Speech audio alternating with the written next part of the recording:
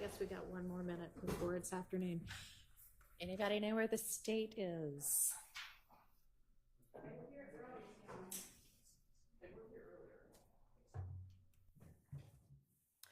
We appear to be missing lots of lawyers.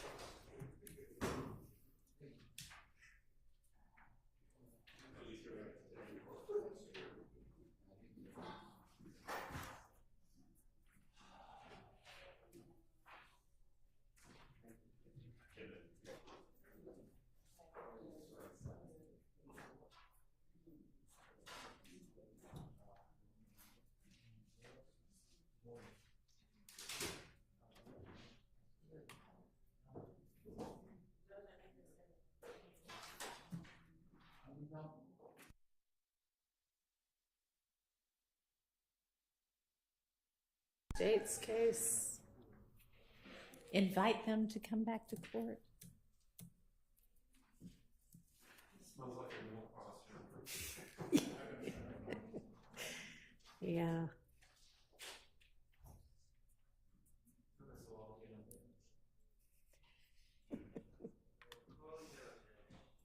Thank you.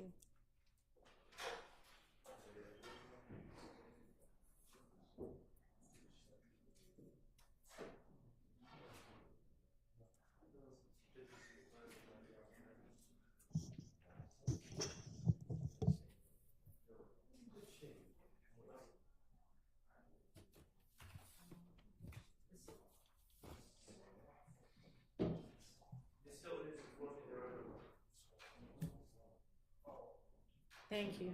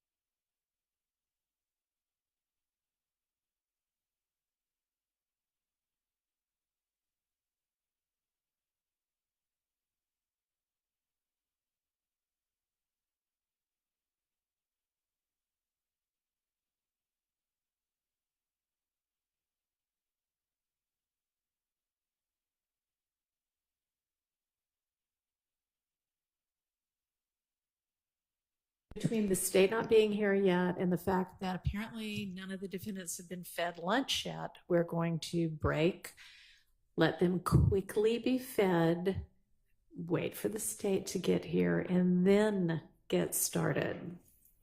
So we'll be in recess before accomplishing a single thing.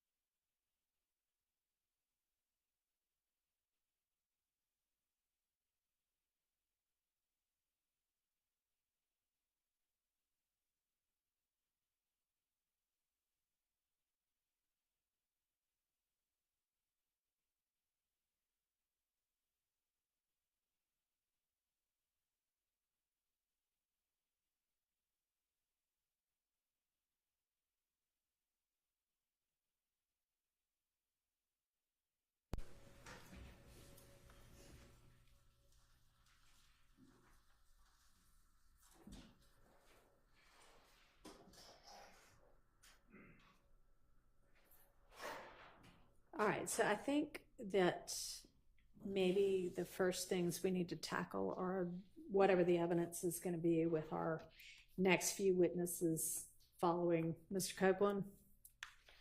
So I know that co-conspirator statements, as well as all of the other evidence that y'all, the state, intend to introduce with the next several witnesses, has been provided now in detail. So I would propose that that's where we start, unless somebody thinks something else would be more efficient. That work for everybody?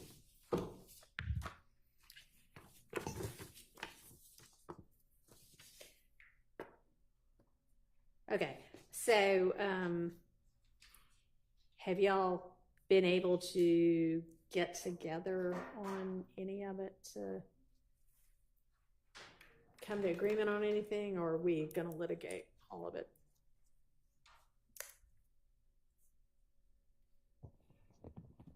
Your Honor, Yeah. just for clarity, are we discussing the evidence that was shared by Mr. Atkins on Friday night? Is that? I mean, I think there have been a couple of different shares. There was, I also don't, off the top of my head, know exactly when. There was one, and then there was the supplement, and then there's also, I think, something that Ms. Hilton shared that's in a spreadsheet, which I think covers the same things that Mr. Atkins provided already. So I think there's multiple, God bless you, there's multiple things. We sent the evidence regarding upcoming witnesses a few weeks ago, according to Mr. Atkins. What we sent on Friday, Your Honor, was the co-conspirator statements, making sure that the ones that the state intends to use were provided.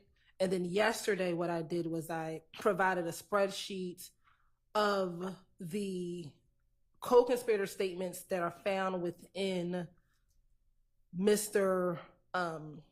Garlington's wiretap, which had already been provided, and Mr. Sumlin's wiretap that had already been provided. Okay. So I just specified which statements from those wiretaps we intended to use. Okay, so that's a subset of the bigger set. Yes, so, Your Honor. I mean, we can start there if y'all want to start there. Or are those going to come in later in the trial? Most of those are going to come in later in the trial. Well, Your then Honor. we'll set those aside for now. And we submitted the 31 through 60 witnesses. Right. Oh, I'm sorry. We submitted the 1 through 30 witnesses on August 8th, 2024. Okay. Judge, there was one matter with respect to the PowerPoint. I did send over the redacted one, and I spoke with, as I informed the court, I spoke with Mr. Williams about Mr. Ryan's statement and our intent to not use that. Right. So those two matters were off the table. Okay, so we don't have to deal with a motion to suppress Mr. Ryan's statement because the state does not intend to use that. And I've also been informed that Mr. Kendricks is not going to be filing a motion to suppress the first hour and a half or 2 hours or whatever of his statement. So we don't have, that's also off of our to-do list. Your Honor, on Yes. behalf of Mr. Ryan, and what was received on Friday, I think was our updated list of the people they actually intend on calling and co-conspirator statements, I believe. So we'll have Mr. Ryan's motions in limine, the basic ones of this is inadmissible hearsay, those types of items based on what we just received. I don't know if those are the immediate upcoming witnesses. We're going to prepare it as fast as we can. We're just kind of, as you know, getting the rolling. This is what's actually being introduced. And so we, in my speaking with Mr. Williams, I did let her know that if she had specific objections, there may be things that we could agree to. She did name some, and I agreed with her. So we were continuing to discuss those. So if after those conversations, Mr. Bassi and Mr. Williams feel like there's still more to litigate, that'll happen. But that conversation and that dialogue has started regarding those things that have been turned over to Mr. Ryan. I think what probably would be the most productive is things that we have issues on. We make note of and make a record. This is the defense raises this issue, state agrees, so that they've been addressed and it doesn't, something got missed from the list or something like that. So we'll get with Ms. Love and do that. That's fine. We will That's get fine. that to the court as soon as possible. Like I said, I don't know if they are in the next few witnesses category or not. I mean, I don't either right offhand, but if it is, we're litigating that stuff this week. Right. Could the state provide a little bit of guidance? No, Your Honor, the stuff for the Jamari Holmes are not within the next 10 weeks. Okay. Oh, Next thank you. weeks. All right. That works. Thank you, Judge. How about Mr. Kendrick's statement that there's the Bruton issues on, right? And when's that going to get introduced?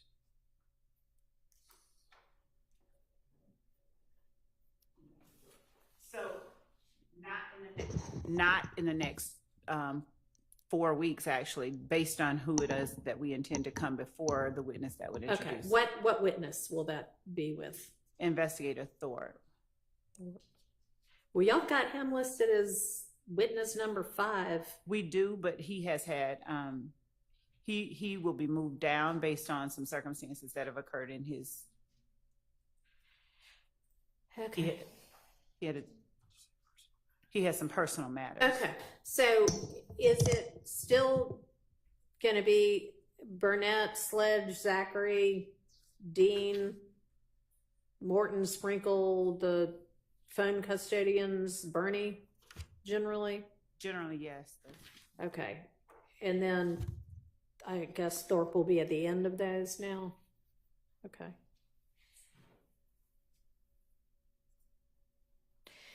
And that PowerPoint, that's with Dennis. that's with Dennis. Okay. So he's several out. Okay. All right, so great. That'll give y'all some time to get together on that statement to sort Bruton issues. Mr. Steele, you also seemed to kind of be making a broad argument that nothing in his statement, in Mr. Kendrick's statement, even if it doesn't directly implicate your client standing alone, needs to be redacted, or there needs to be a limiting instruction about that. Do you have any law to back that up? I'm trying to get proper law, but in this case, there has been over objection the announcement that YSL is a criminal street gang that Mr. Williams, according to 3 supposed experts, is a member of, in addition to Trontavious Stevens, said that Mr. Williams is a member of, in addition to Mr. Walter Murphy, had Mr. Williams allegedly as a member of. There may be others. And then in Mr. Kendrick's statement to law enforcement on October 6th, 2015, he discusses YSL, the crew, the gang. So I think that under Bruton, it's an element of the offense of criminal street gang as well as RICO, that I believe that does not indirectly but directly implicates Mr. Williams. But I'm looking for law on that. But that I do not want to waive that issue. In addition. Well, yeah, just get me some law and we'll take it. Sounds like it's not quite as time sensitive as we thought it was, but we still need to get moving on it. So try to get me the law that would cover that. In addition, I'm sorry. Go ahead. No. I thought Go ahead, I'm done. You were done. I thought the sound record was done. Yes, I do want a limiting instruction, and that comes right out of the cases that I did cite, because that statement I cannot cross-examine. Mr. Adams cannot cross-examine Mr. Kendrick. That statement should be his alone. And it's confrontation clause, so it does not move the conspiracy forward. So it's not a recognized exception. Okay. So the second part of the question was, do you have law for the limiting instruction? And I already provided, but I could provide more. Okay.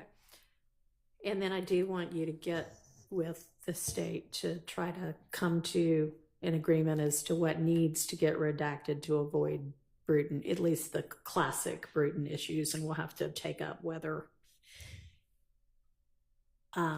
any kind of talk whatsoever about YSL gets included within that or not. But as to sort of the classic, you know, Mr. Williams did this, which I doubt if he says something like that anyway, but something that would directly implicate your client standing alone, y'all, the state ought to know what that would be and be able to redact that out.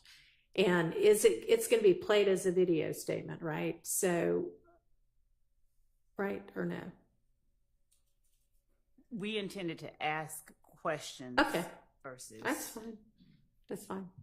And Your Honor, Yeah. I did that in my motion. I was specific, and I give the timestamp where it starts.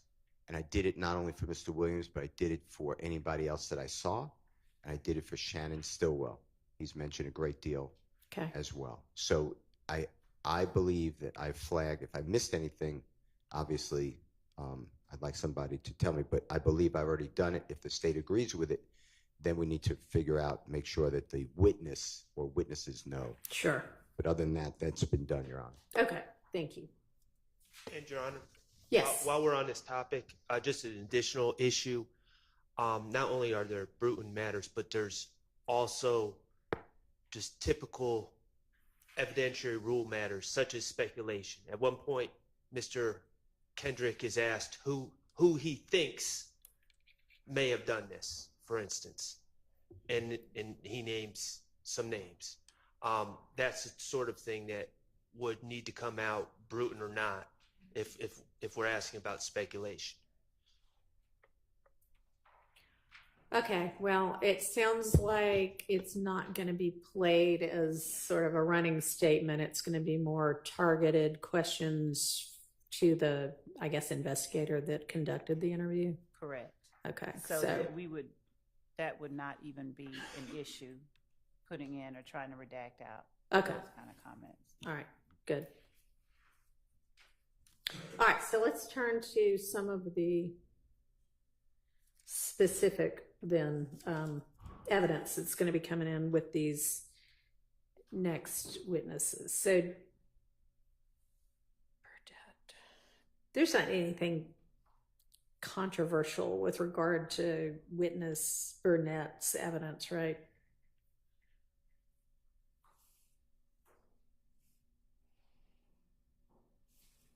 Not on behalf of Mr. Williams. And everybody else is silent, so I'm going to take that as a no for everybody else. All right, so Mr. Sledge, there are some co-conspirator statements from him. We already did his interview, right?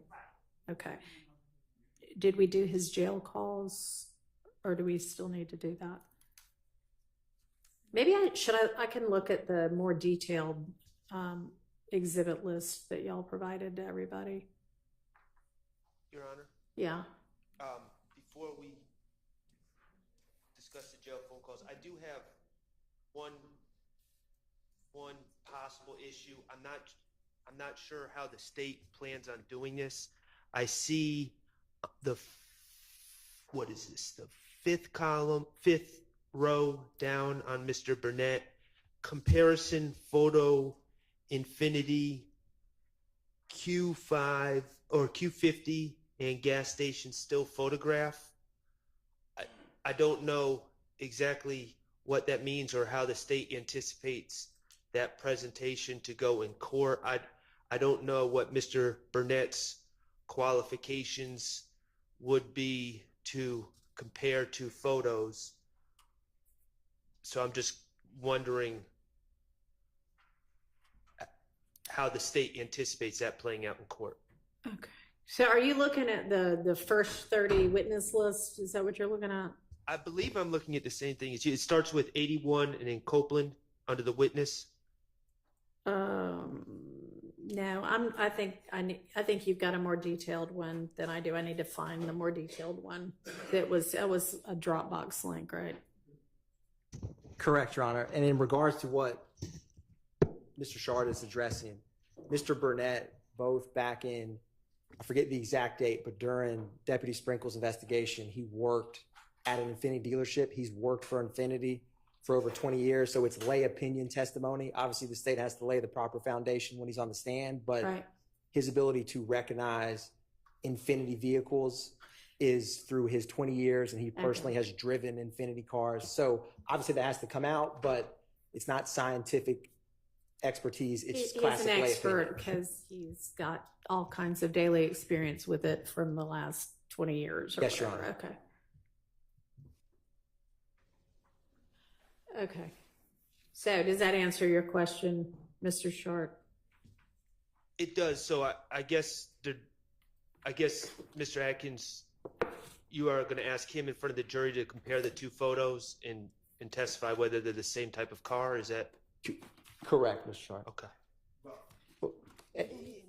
As one piece of his testimony, I mean, essentially, after the foundation is laid, he will use his lay opinion as a 20-year Infinity rep to state his opinion of what specific vehicles are in both exhibits admitted and, demonstrative photos that are included in that Dropbox link. I don't know if I would like the Honorable Court to look at the photographs. I don't know if we need a individual lay person to say that these are similar. You, Mr. Atkins, are saying lay, but then you're describing something that I would think if this is beyond the ken of the average juror, it's expert, even if it's based on his 20 years as an Infinity rep. So which is it? So, Your Honor, he can be, his experience as an Infinity rep, if he needs to be deemed an expert to state what the vehicle is in specific photographs, it's all through his training and experience of working with Infinity's hands-on for 20 years. Okay, well, that would probably then be expert, but do you want to show me what it is that y'all are, I see that one of the things listed is comparison photo, Infinity, Q50, and gas station still photograph. Is that what you want me to look at, Mr. Steele? And Your Honor, some of these exhibits, so there's the exhibit of the drive-by shooting that resulted in Mr. Thomas's death that is at nighttime. And there's also a lit up, the Texaco gas station that's like 50 feet from the crime scene location. So that Infinity vehicle, in the state's belief, is the same vehicle seen in the kind of more lit up gas station and also the vehicle that did the drive-by shooting. And so it is not as easy for just a juror to decide, because of the quality of this 2015 surveillance video, what kind of car that is driving down in either of these. So are you going to have Mr. Burnett look at the darker, more grainy drive-by and say, I can identify this as an Infinity because of X, Y, and Z things? Correct, Your Honor. Okay. And then you're going to have him look at the same thing in the gas station photo and say, in my opinion, this is the same Infinity because of X, Y, and Z things? He will speak about the make and model of the vehicle. He won't be able to definitively say that's the exact same car. But you anticipate he'll be able to say, this is the same make and model as the one shown in here, and here's how I know that, here's how I'm able to determine that? Correct, Your Honor. Okay. That seems legitimate. And then obviously the jury will be instructed they can believe it or not believe it, but that seems okay. Okay. All right. So then we have Mr. Sledge and his jail call. Did we already do his jail call? We haven't. I've listened to the jail call. I would object to the jail call. It's Mr. Sledge talking to his fiance or wife about what happened in court, and it's definitely not relevance objection. It's not relevant. It's speculation. It's definitely not furthering any conspiracy. I'm not sure why that would be admissible. Okay. We would not play that jail call unless there was something that Mr. Sledge said on the stand that contradicts something that he said in the jail call. Okay. So I mean, that's. So that's just potential impeachment. That's Right. not going to come in during his. Right, Okay. right. All right. Well, I mean, it's still out there as impeachment if that becomes an issue. But we won't. Yeah, it sounds like they agree. Okay. And is that it for Mr. Sledge? We already did his interview. So that's the only jail call. Right. Okay. All right. So then Mr. Zachary, and we've done both of his statements already. Jail calls and social media. Yes. Is there an updated, can I ask the court to inquire whether there's an updated contact or address or both for Mr. Zachary? Somebody said that he's in North Carolina. I don't have any contact with that gentleman. Okay. Can you provide, if his contact information has changed since y'all last provided it to the defense, can y'all provide updated? So the last time before last that we spoke with him, someone indicated that he was, but it appears that he is still in The same location. place he was. Okay. All right. The last week or just for you to know if it matters to the court. Hold on, can I ask this question?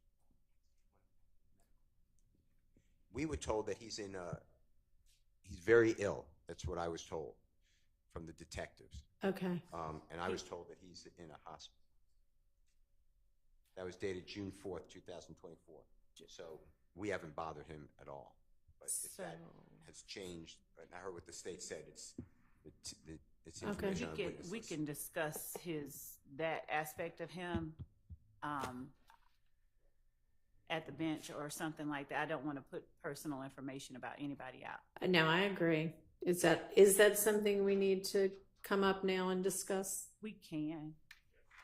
Okay, let's do that.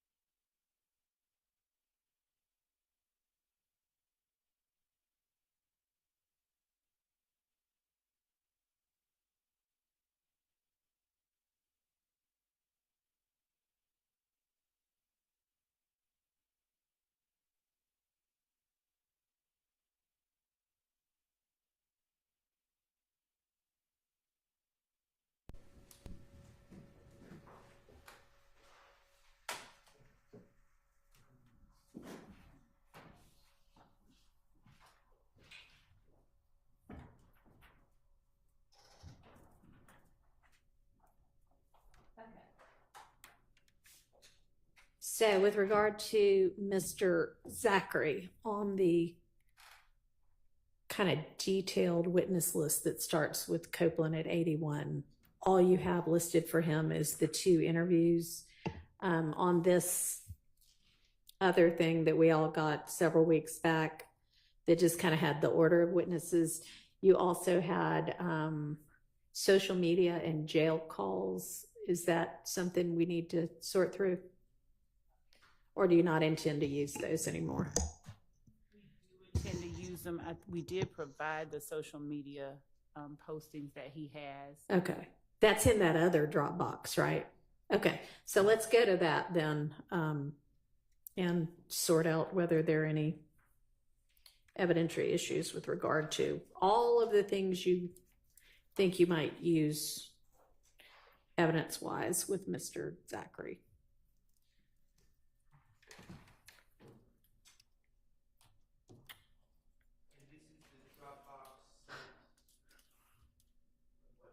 On the 8th of August.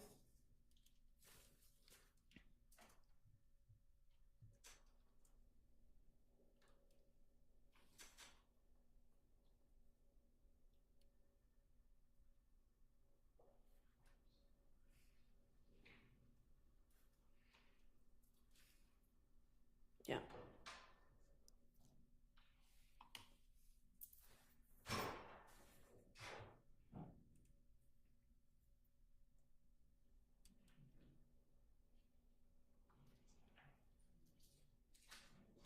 We put all this in there.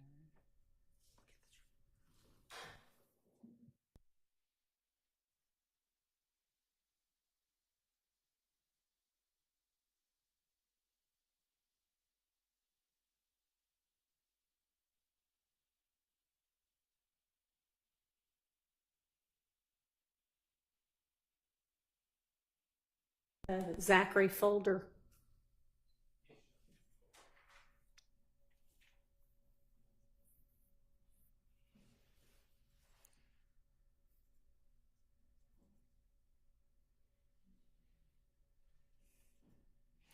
So we've got a group of social media, and then we have a couple of, well, I mean, we probably should just make sure while we're here in this folder that there's not going to be an issue about any of the rest of it either. But let's all open up the social media folder first and voice any objections to any of what is in that folder so that I can take those up.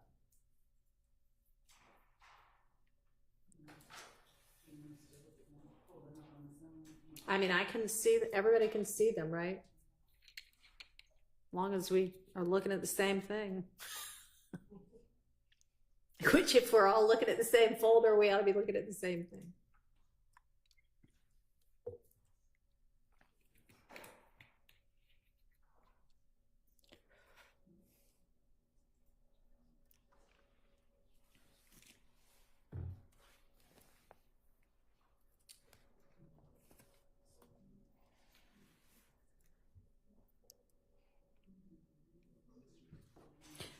And like, presumably everybody has already looked at all of this because y'all have had it for a couple of, week, 10 days, 2 weeks, something like that. So are there any objections to any of these social media postings and screenshots? Just as a general objection, Your Honor, it's not a huge deal with this first photo, but the way we've been doing it is any non-testifying witness, if they've made comments on social media, and I'm not talking about the poster, but just other people, we've been redacting that. Again, it's not a huge deal in this case. Someone named No One Trusted says, "Where you at?" But Right. Generally moving forward with all the social media, we're gonna ask that the state redact anything that's not said by a testifying witness. All right. And I mean, if there is some reason why that's relevant, you can bring it up. But otherwise, I think that's a reasonable way to go about it. So that's how y'all will operate. Yes. Okay.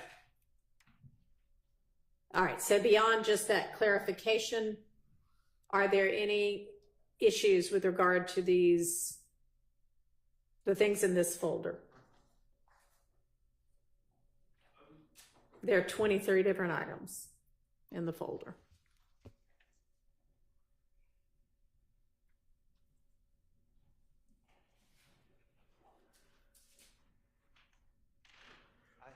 And like, y'all ought to be ready to go with this, because all week last week I said this is what we were going to be doing. So I can't tell whether y'all aren't saying anything because no, you don't have any objections, or because you're furiously scrambling to look right now for the first time, which should not be the case. Okay.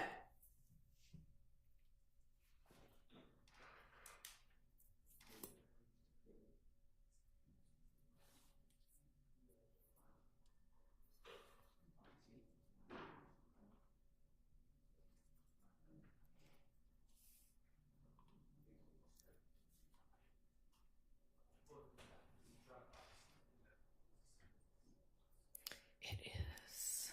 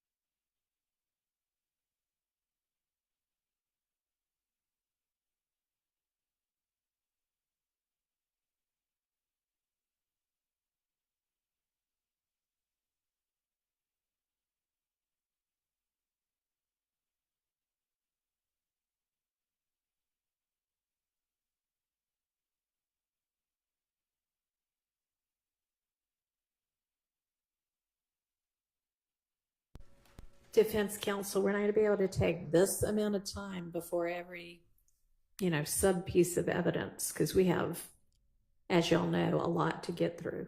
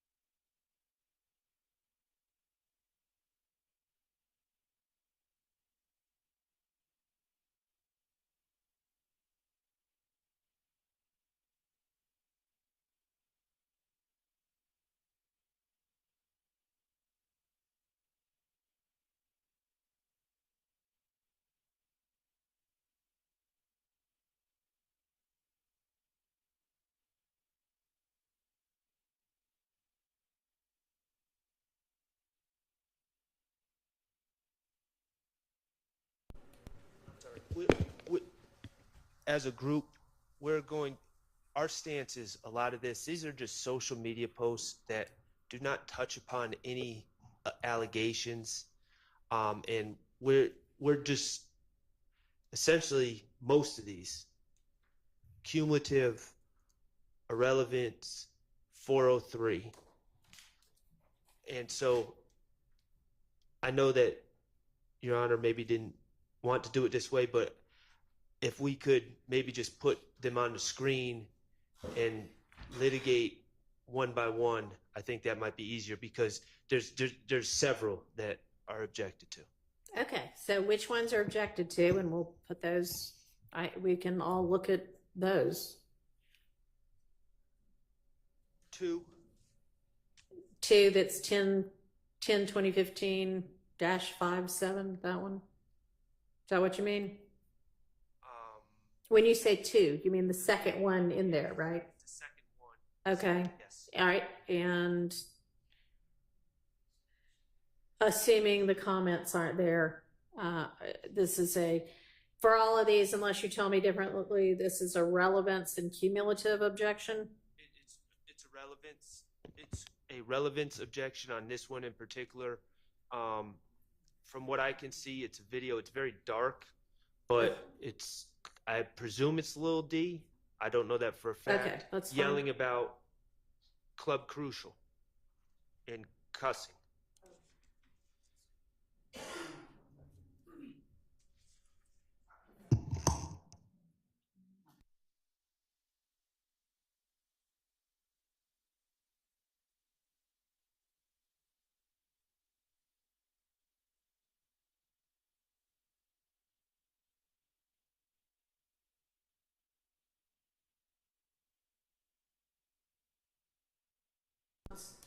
Judge, this video,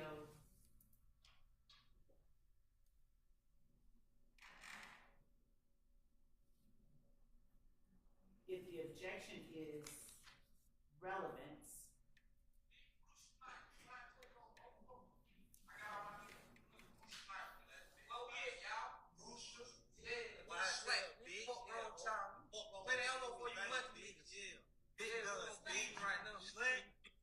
so if the court was able to hear what was being said, this was a public declaration by a YSL member on his social media page that it is Big Brucial.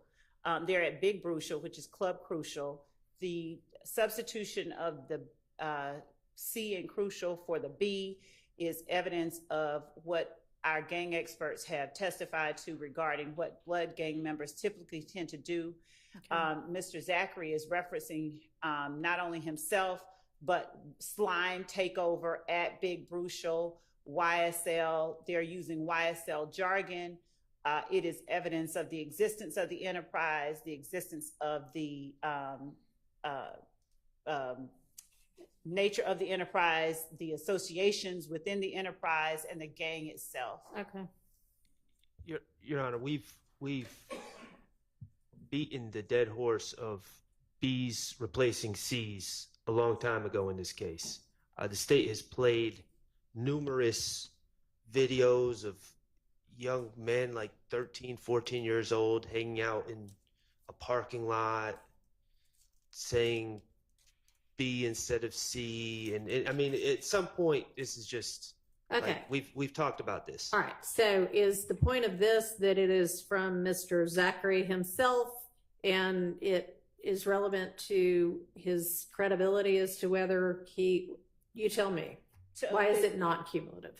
It's not cumulative, one, because no one, I think, in here is going to concede or stipulate that YSL is a criminal street gang. So one, the associations that, and the substitutions that Mr. Zachary, who is an associate and a member of YSL, uses that tie himself and YSL to criminal street gang activity and criminal street gang customs is relevant in itself. Mr. Zachary is an associate and a member of YSL who is testifying. The fact, unless they're going to stipulate to these things, to the fact that YSL is an enterprise and that this is this is the nature of the of their behavior, of their actions, then none of this is cumulative when Mr. Zachary hasn't testified, and the jury hasn't heard from this witness. Okay. All right. I think that it is probative to show, on the issue of his credibility and what he may know about the gang, because I assume that there's, there might be some argument, oh, well, this is part of his plea deal and this is something that occurred prior to any of that, that arguably shows his connection. Now, if the next 22 all do the same thing, then we'll have a cumulative issue. But this is the first thing from Mr. Zachary that's not, him sitting on the stand saying it. It shows. So he didn't enter a plea. He's not listed on the indictment. All right. So I'm going to overrule those objections. What's the next item that y'all have? Number 3, relevance. Okay. And relevance. Let me.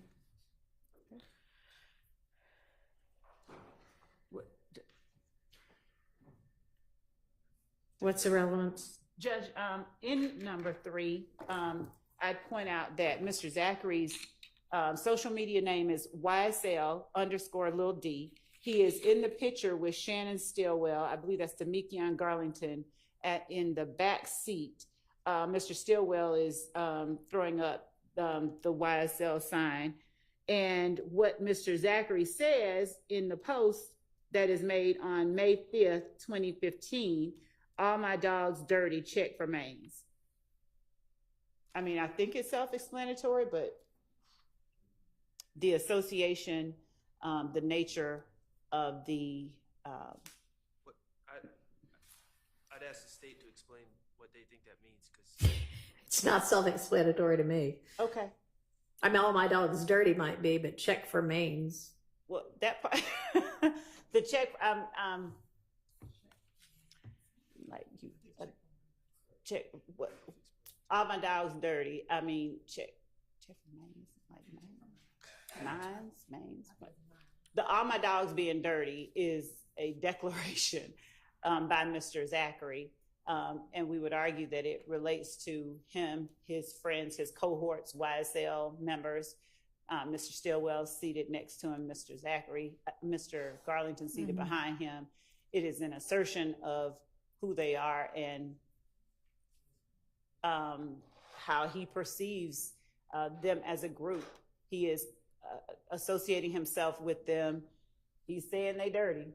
Okay, well, so the check for mains part remains unexplained, but I don't know why Mr. Zachary proclaiming all my dogs dirty would have anything to do with this case. yeah, well, I mean, it might make something more probative more likely than it would be without. So I'm going to overrule that. It may or may not mean what she asserts it to mean too, but that's for y'all to argue. Okay, which one's next? Number 5, relevance. And I'll just point out that we have already through 3 and 4 and 1 and 2 established that YSL Lil D is his handle at this point. Yeah, so we don't need it for that anymore, but here we've got stack of money and a firearm. I don't... What number 4 you on? He said 5. I'm sorry, 4. I'm sorry. Okay, well, I'm looking at number 5. So let me get back to number 4.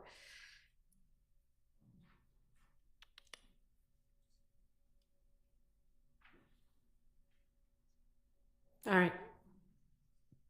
State. We don't need number 4. All right, 4's out.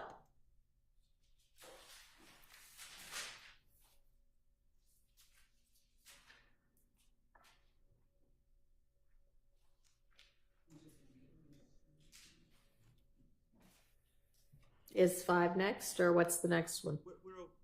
I don't, unless someone else on the team or on the defense speaks up, I'm okay with 5. Okay. So what's our next one we have objection to? Number 6, there's no objection, assuming the proper redactions are made.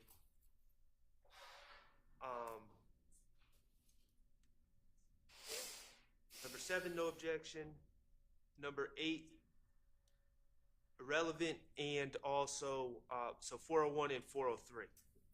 All right, let's look at number 8.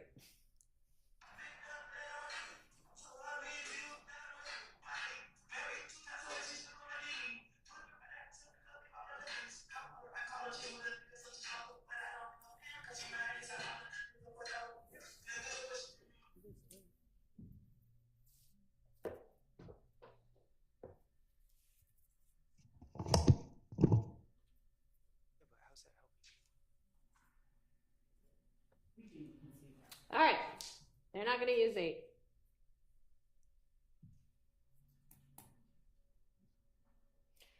I want y'all a little more ready to go tomorrow, okay? I feel like we're looking at them right now and making the determination, and that was supposed to be done before now. Number 9, same objection. Well, relevance.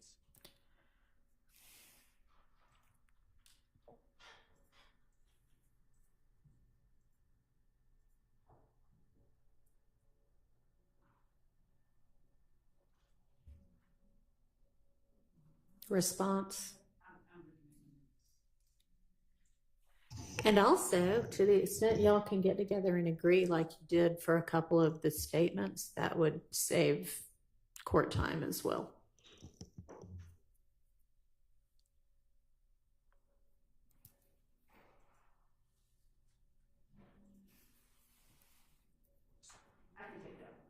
Okay, see, this is 3 already that y'all objected. They said, yep, okay, we won't use that. So if y'all get together, maybe we can do more of that. What's next? Number 10, relevance. 401 and 403. So this, I think we may have, number 1, we may have already put in a picture, but number 2, it is the association with not just Mr. Stillwell. Here it is the witness in the elevator with Mr. Or in the photograph rather with Mr. Williams, and I believe it was Copeland standing in front of them, and this was posted January 2nd, 2015, 8 days before the Donovan Thomas murder, and the caption is at Woody 372 at SB _ living lovely at Thugger 1, a heart, and the green snake emoji for the YSL gang. So our argument is that this shows an association. All right, I'm going to allow that over objection. And I've run the 403 analysis and overruled that. What's next? This appears to be actually my client's post. I don't know which number we're looking at. 11, where he's, I'm presuming, standing next to a gentleman that goes by Trouble, who I believe is deceased now and is, oh, okay, it's a different Trouble, I'm sorry.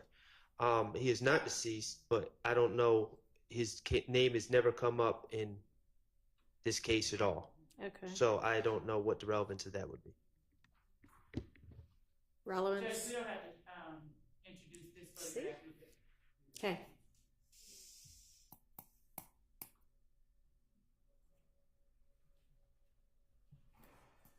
Number 12, I'm going to acknowledge that it shows Mr. Kendricks in the photo, which if they're going to argue association, that's fine, but this association is being established through 12. So I don't object, but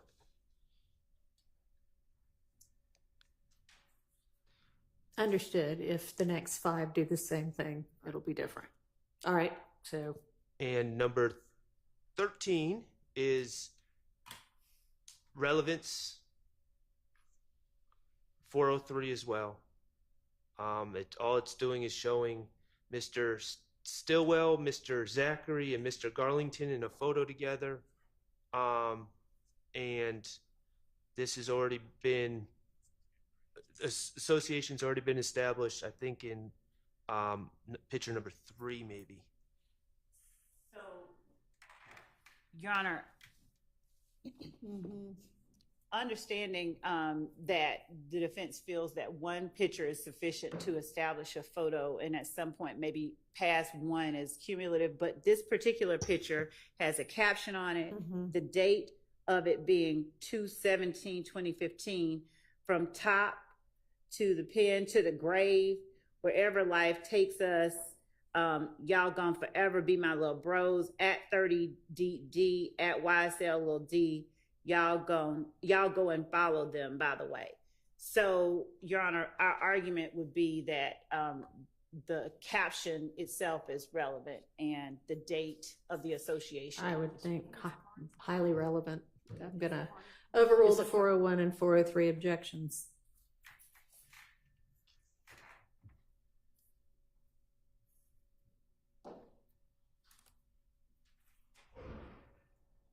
What's next? Number 14 is a post by YSL Buck. That individual, to my knowledge, has not come up in this case at all. Yes. So I'm. All right. Oh, is that Buck?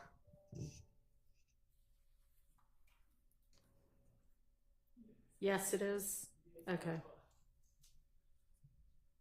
All right. So are you?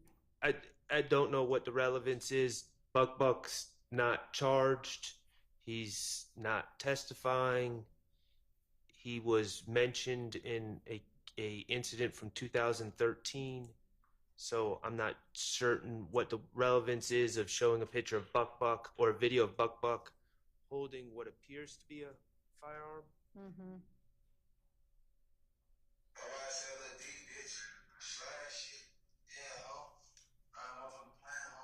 Real big bullets, bitch. I don't even play with her. Yeah, ho. That's like the boy Bills. What they doing? So that's like the boy Bills, my motherfucking big bro Snake. If you hit play, the first person you see as they're talking about YSL, Big B, little bitch, is Quindarius Zachary. So that's further evidence with the gun. It's further evidence of the association and the nature of the enterprise and the nature of the association. One more.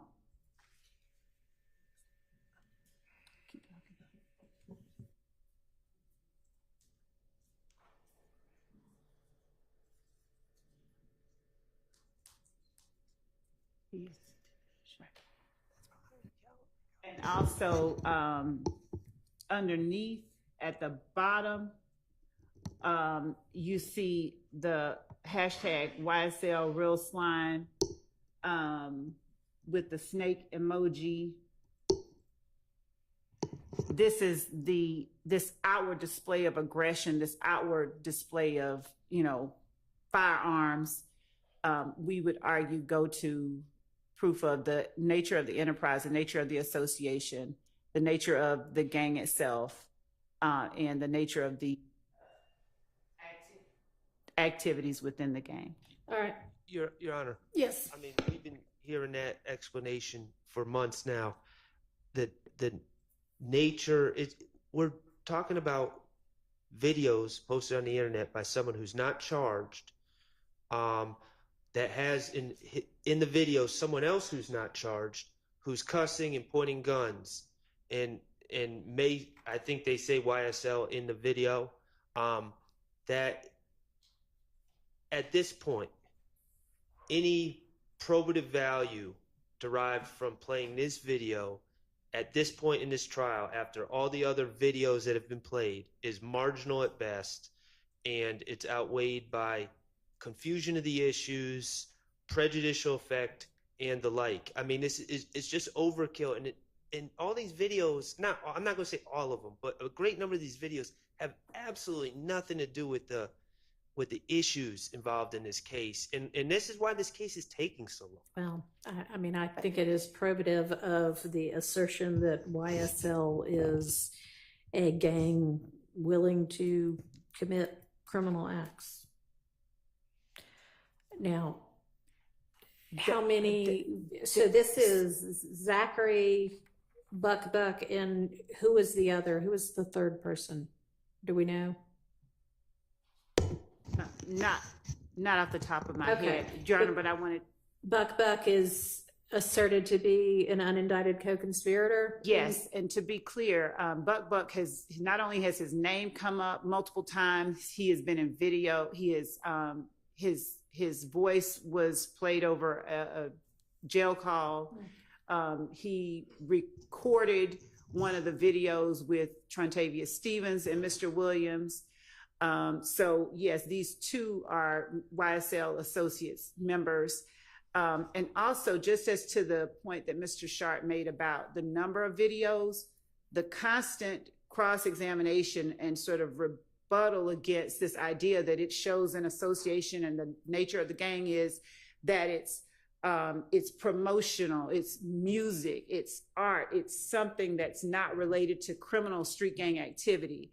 So our position on that is unless there's this stipulation regarding that, which we assert that it's relevant to prove, that every time that they argue that a particular video is promotional or it shouldn't be taken literally, they are creating the need for the state to show the jury evidence otherwise. Okay. Do we have a video similar to this one in already? No. Do we want to dispute that and point me to what is? When you say similar, I mean, the state played. I mean, not like a music video, but the state played. I believe twice they actually played it. About 13-minute video of young men talking about YSL and slime in a parking lot outside apartments. are they pointing guns at the camera while threatening to do things in the name of YSL? I'm being told that guns were pointed in that video. And is it I don't mean a music video. No, it's not a music video. It's a video of. And who are the people? It was Walter. It was Trontavia Stevens, Lil D, Mr. Williams, Walter Murphy. But not Buck or Zachary? Lil D, what was that? Okay, so Zachary, I'm being told, was in it. Buck was not in it. I don't know what is important about Buck, quite honestly. If y'all want to tell me exactly what, exhibit number that is, or give me that to look at, but my inclination is that this sounds different enough and not cumulative. So I can look at it and, I may change my mind, but at this point I'm overruling the 401 and 403 objections. We'll get you that exhibit number. 15 is my client's undated Instagram post showing a picture of Mr. Zachary. I believe that's Mr. Zachary, although it doesn't quite look like him. I believe that's him. And he's standing next to a platter of pastries.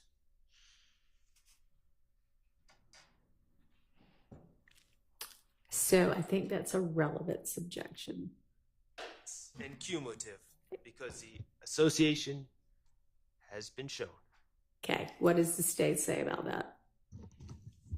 Judge, we don't have to use this initially. We believe that it could rebut a particular line of cross-examination, but right now we won't use it in our direct of Mr. Zachary. Okay, so there may be some cross-examination about whether they went to a bakery one day, and then this might be relevant. Otherwise, they're not going to use it. And Your Honor, I'm kidding. I mean, it may be relevant to something else, but who knows? I don't know. It's Mr. Stillwell's post Right. of Mr. Zachary, and his his commentary about Mr. Zachary is what we were looking at that was most relevant. He's commenting my dripping. So he's commenting on his clothes. He's dripping in blood. There's a red jacket that he has on, and that jacket, our argument is that that's what he is referring to. Okay, well, at this point in time, we're not going to be using that one. Okay. What's next? 16 is fine, no objection. Okay. Yes. 17 is fine, no objection. 18, 401, 403, the association with my client has already been shown. Not sure, that's Your Honor, just so you know, that is Mr. Zachary and Mr. Stillwell seated behind a bottle of liquor with large amount of cash on them. So, Judge, this is part of our indictment talks about the purpose, and hang on, I'm going to just read the language.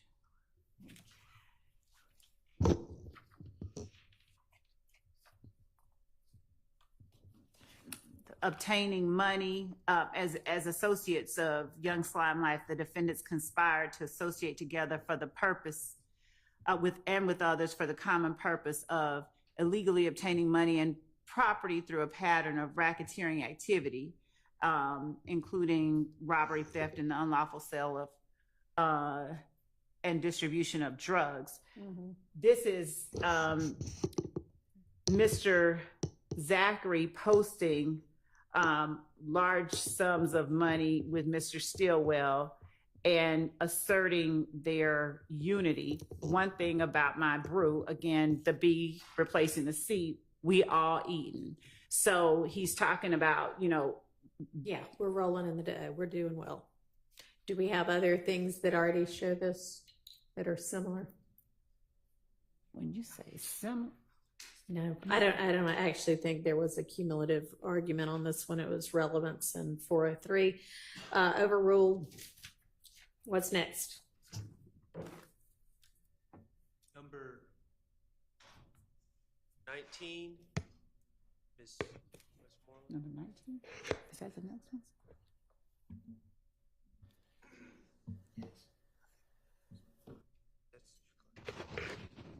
And who all do we have depicted in this photograph?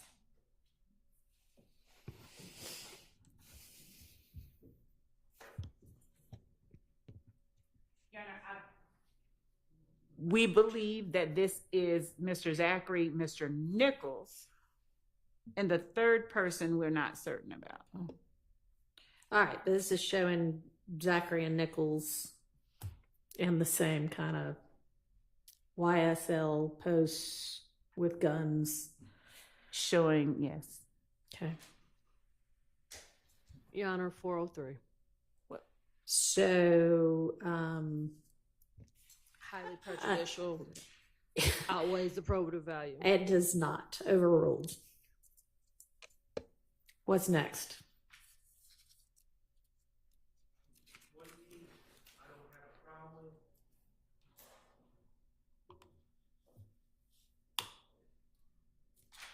21, I believe that's Mr. Zachary and Mr. Garlington. Your Honor, that is who is. Okay. That is who is shown in this photograph. I don't have a problem with that. Okay.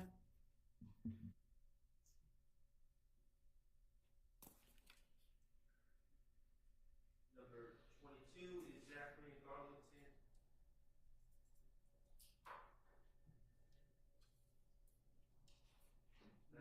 I don't have an objection. Okay. The applicant's still on the list. And number 23 is another picture of Mr. Zachary and my client, Mr. Stillwell, at some sort of arcade, sticking up their middle fingers. I would object to that.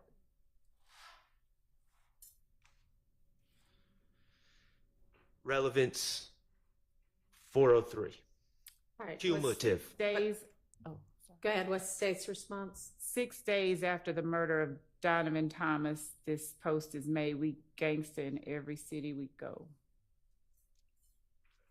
All right, and this is 23, right? 25th. No. Oh, 20. Which yes, one is number this? 23. 20. Yeah, okay, right. Well, I just clicked out of it.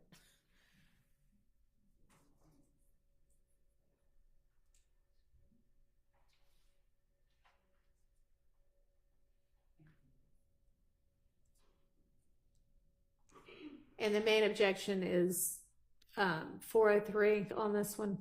And relevance. And Your Honor, while we're at it, the state said, brought up the caption. I don't know why that caption would be displayed. That's the words of Lil D. Sure, he's testifying. I guess potentially that could be impeachment, but I don't know why his out-of-court social media declaration would automatically be admissible. It is the assertion, the public assertion, the fact that it is made publicly to display their dominance. This is 6 days again after Donovan Thomas. We believe that they went out of town into another city following the murder of Donovan Thomas, and an assertion that we are gangster in every city that we go.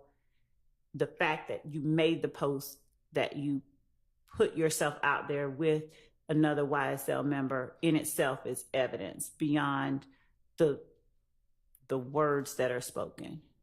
What rule of evidence would allow an out-of-court declaration by someone who's is not a statement of a defendant or a statement of a party opponent?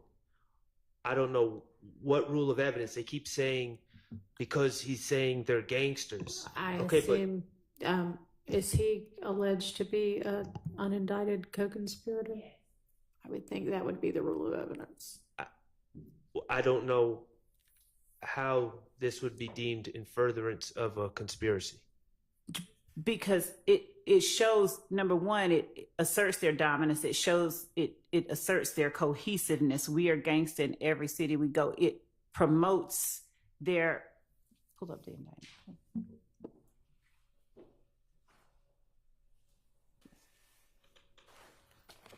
It preserves and enhances and protects their reputation, power, and territory by the posting of messages, images, videos, and songs demonstrating allegiance to the enterprise and a willingness to engage in violence on his behalf.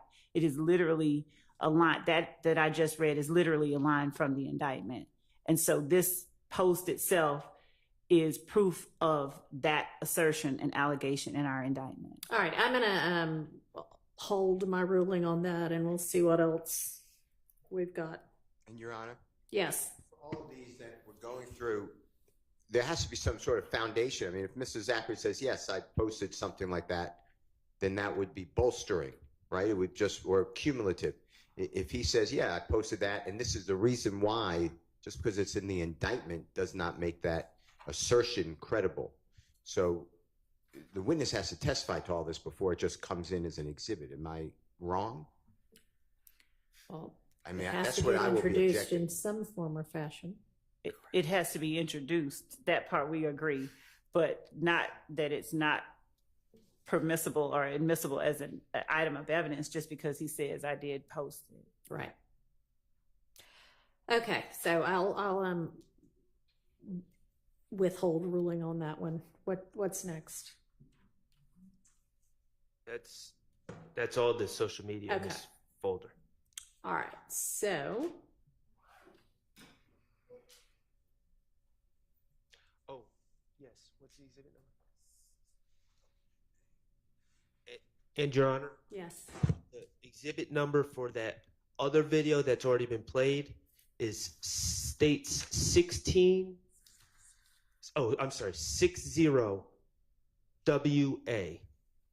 Okay. If y'all have it handy and can just shoot it to Ms. Pursfield and I don't have to go through the former court reporter to find it, that would be great.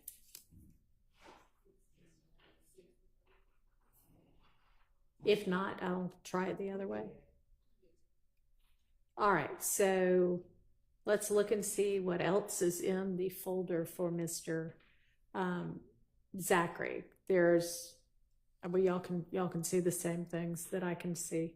Is there any objection to the other 5 items? I think one of them's, the last one's one of the interviews. So is there any objection to the other 4 items? The second to the last one, Yeah, I couldn't open that one. I couldn't actually. either. So can y'all maybe share that one? Do y'all know the one we're talking about? I don't know. It may be. It's 3.95 gigabytes, so maybe. It just seems to be in a format that. It's an evidence review or interview. Okay, so it's the other interview. Okay, that's fine. All right, so then objection to the other 3 items.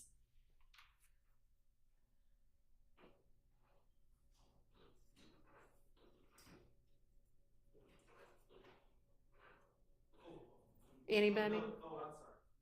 I didn't know you were asking. No objection to the items. Okay, and you're speaking, I guess, and everybody else's silence is assent here. Okay. All right, so that's Mr. Zachary. Should we look at, is Mr. Sledge, let's look at Mr. Sledge. He's going to be either right before or right after Mr. Zachary. Okay, let's see what's in his folder. All right, we've got a jail call folder, a social media folder, a tattoos folder, and then some other items. Have we already dealt with any jail calls for him? Your Honor, that's the one that the state said they would only play for impeachment. Okay. And that's the only thing in that. Yeah. Okay. So that's all right. And then how about social media? Do we need to go through his social media? I would suspect. Yes, Your Honor. Okay.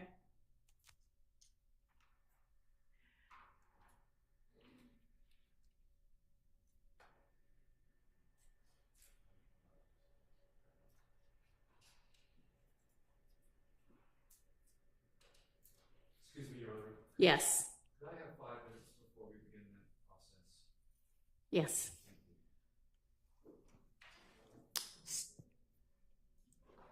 If anybody else needs to use the restroom, all right, let's take a quick convenience break.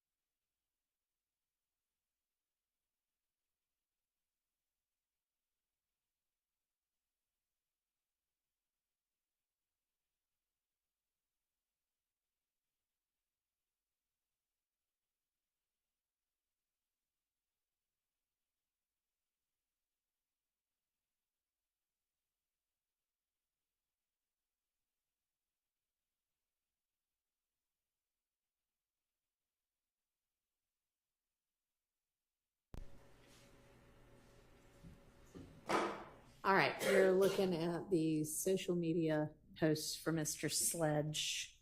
Which ones do we need to litigate? First one is number 3.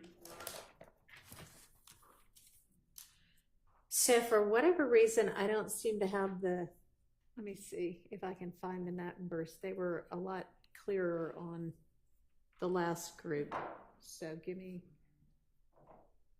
a minute to find where number 3 is. And Judge, Yeah. am I incorrect? I believed that we had gone over Mr. Sledge's social media post. We did not? I don't know if I'd have to. I thought that we had gone over them, Sort of. some of them at least, and particularly number 3, if that's the one that's labeled State's Exhibit 397Y. 397Y.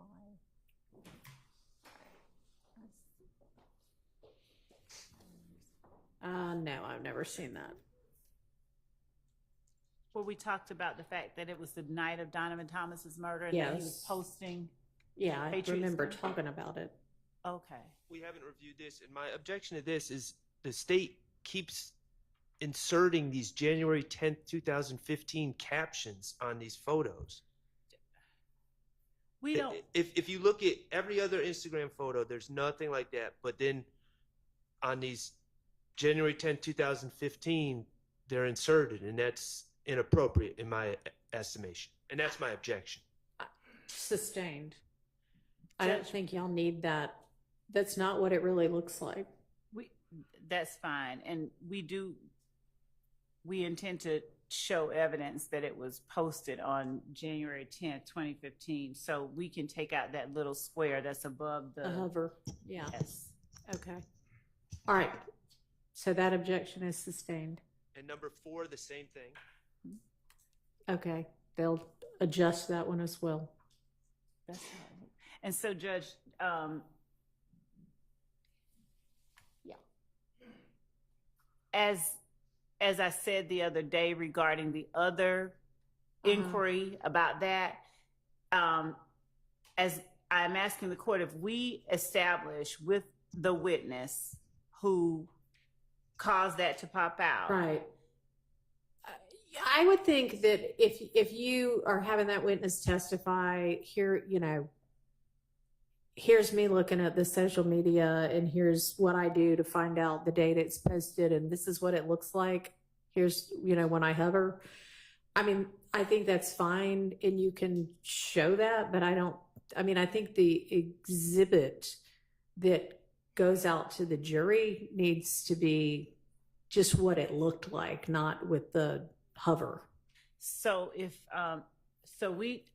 no objection to that ruling as to showing the exhibit with Mr. Sledge, right? Because he wasn't the one that hovered, Right. But as to, for instance, ADA Sprinkle, who would have been reviewing it and who would have been hovering, screen grabbing what shows up when he's looking at a social media page is relevant, we would argue, relevant evidence of the date that it was posted that goes beyond the memory of. All right. What does the defense say to that? Like, the proposal at this point is not to have the hover part with these witnesses who posted or whatever, but with the investigator or prosecutor who, I guess, was in charge of collecting this evidence and who confirmed via hovering that that was the date it was posted. If my stance, the state keeps saying Mr. Sprinkle did it. I don't know that to be a fact. So if they produce the witness who hovered. I mean, I think that's their plan, right? Is to put Mr. Sprinkle on the stand and he will testify to that. Sprinkle, Gaither, Dennis, whichever one, because there are multiple ones. Well, so that's my whole point. So If you yeah, say whichever Sprinkle- that will have to come in through whichever witness did the hovering. That is what we're saying. Okay. All right. What else?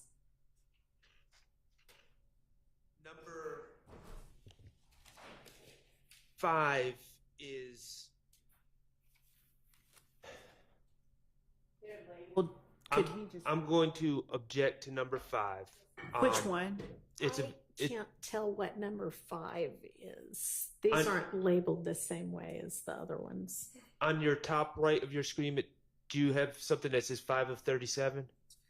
Okay, yes, and they're also labeled. So that's State's Exhibit 399 Yankee. So that's the video. It's 39. Okay, got it. So Do I need to watch the video? Because if so, I need to pick which media player I can you can just I can hit it. It's a regular one. Well, I'm not on Zoom, so do I just need to hear it? I think I hearing can it- join Zoom, but I just hadn't yet. So give me just a second. Yes, Your Honor. Do I need to see it or just hear it? I think hearing it would suffice. Okay. That's Keith, do you want to? This is him. 5 of 37. To feel the screen. okay.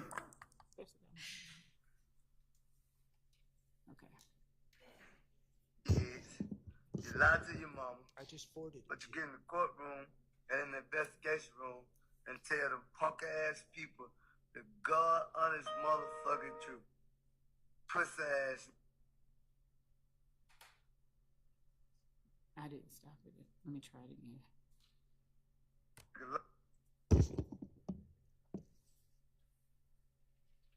It's loading. Oh, Lord.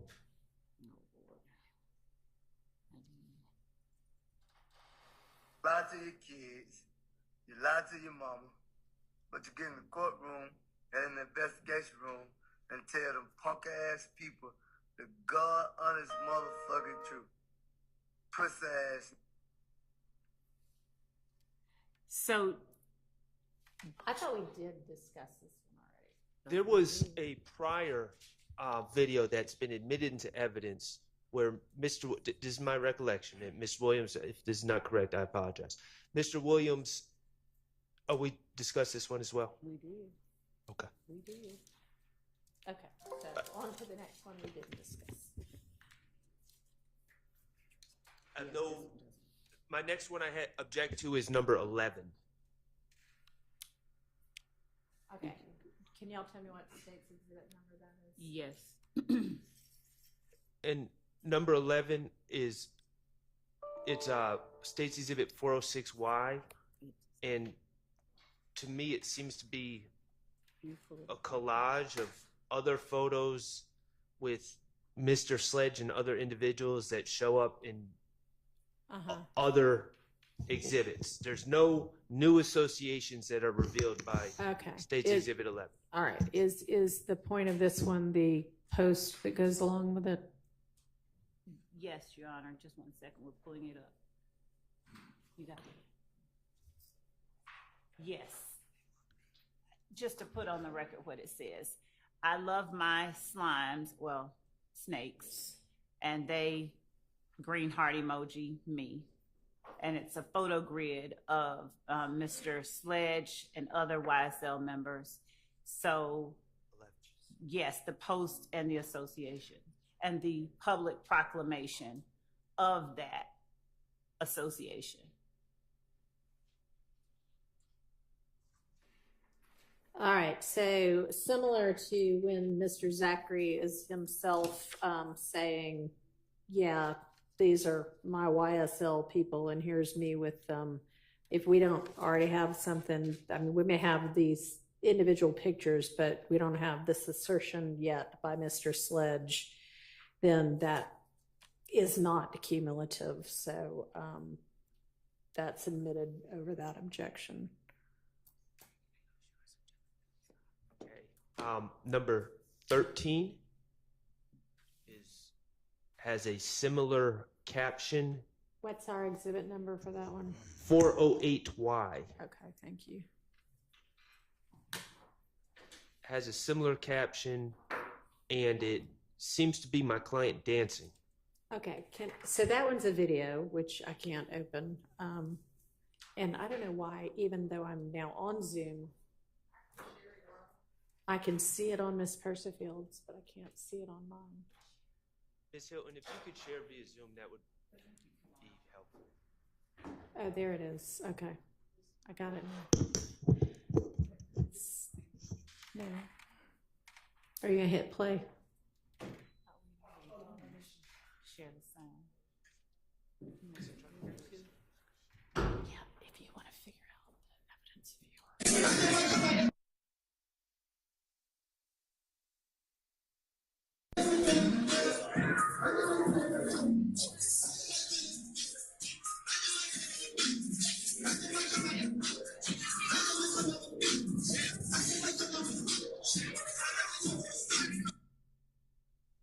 So this is yours. That's me. There's no sound. Okay. All right. But if you click the next one, Why wouldn't I? Okay. it's popping up over there. Thanks. Okay. Is there anything added to this one that isn't captured in the still, other than a good beat? You just created a soundbite.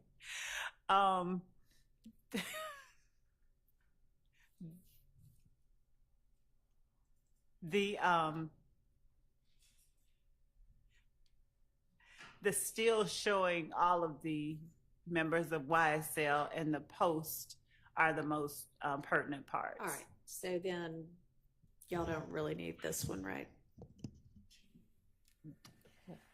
I'm asking, is there, We don't need the we video. just looked at number, was it 11? That was like the collage. Are there people in this still or part of this video that aren't also in that collage? Mr. Williams, I believe, but I'm checking to see in the Okay. collage whether Mr. Williams All is in right. the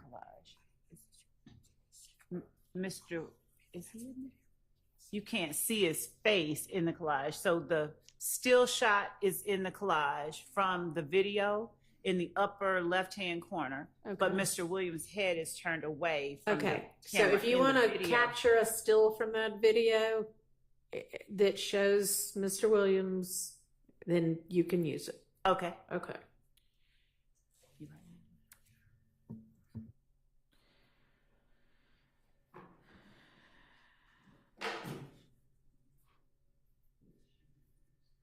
Next.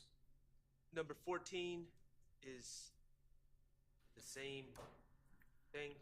14 is which exhibit number? 410Y or 09Y. I'm sorry. 409Y? I thought that's what we were just looking at. That is, Your Honor. Oh. Well, no, that's a different one. Okay, that seems cumulative.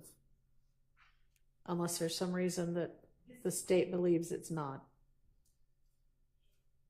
These are different people, and this is, can you hit play? This is Mr. Sledge, Trontavia Stevens right there, and Mr. Williams' sister, as showing the association, as showing, again, when they're talking about, I love my green heart, green snake, red hearts, emojis. We have jail calls that we have asserted are co-conspirator statements that involve Mr. Williams' sister. Okay.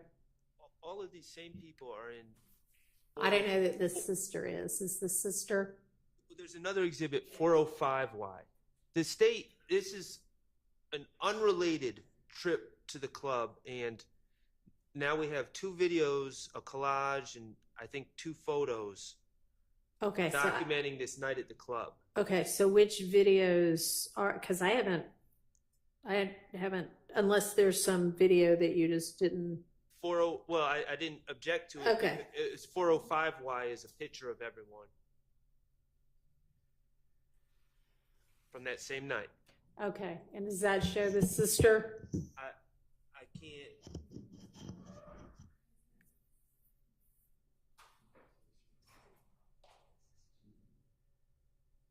Does the state know whether the photo that's a big group shows Mr. Williams' sister? Okay, two things. So I don't know that it's the same night as Mr. Sharps argued, but Well, I'm I'm not looking sure at that's relevant. If the point of it is to show their association, then whether it's the same night or not, Okay. does this show Mr. Williams' sister with this, general crowd of people? Okay, we're going back to 405, was it? Yes. This group?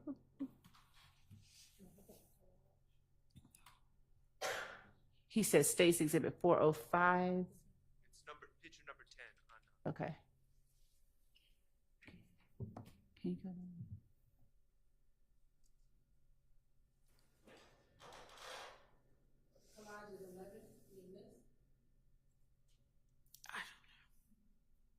She's not in this. Okay. Well, then that video then shows something that's not shown already. So that video is number 14. So that's admitted over objection. What's the next? 410Y. It's some sort of meme that was shared by apparently Mr. Sledge. Makes no reference to anyone in this case. So, Your Honor, the reason that this meme, we would argue, is relevant. You're about to get 20 years for a crime your best friend did last night. Do you snitch or take the beef? You tell the punk ass police to do their fucking job.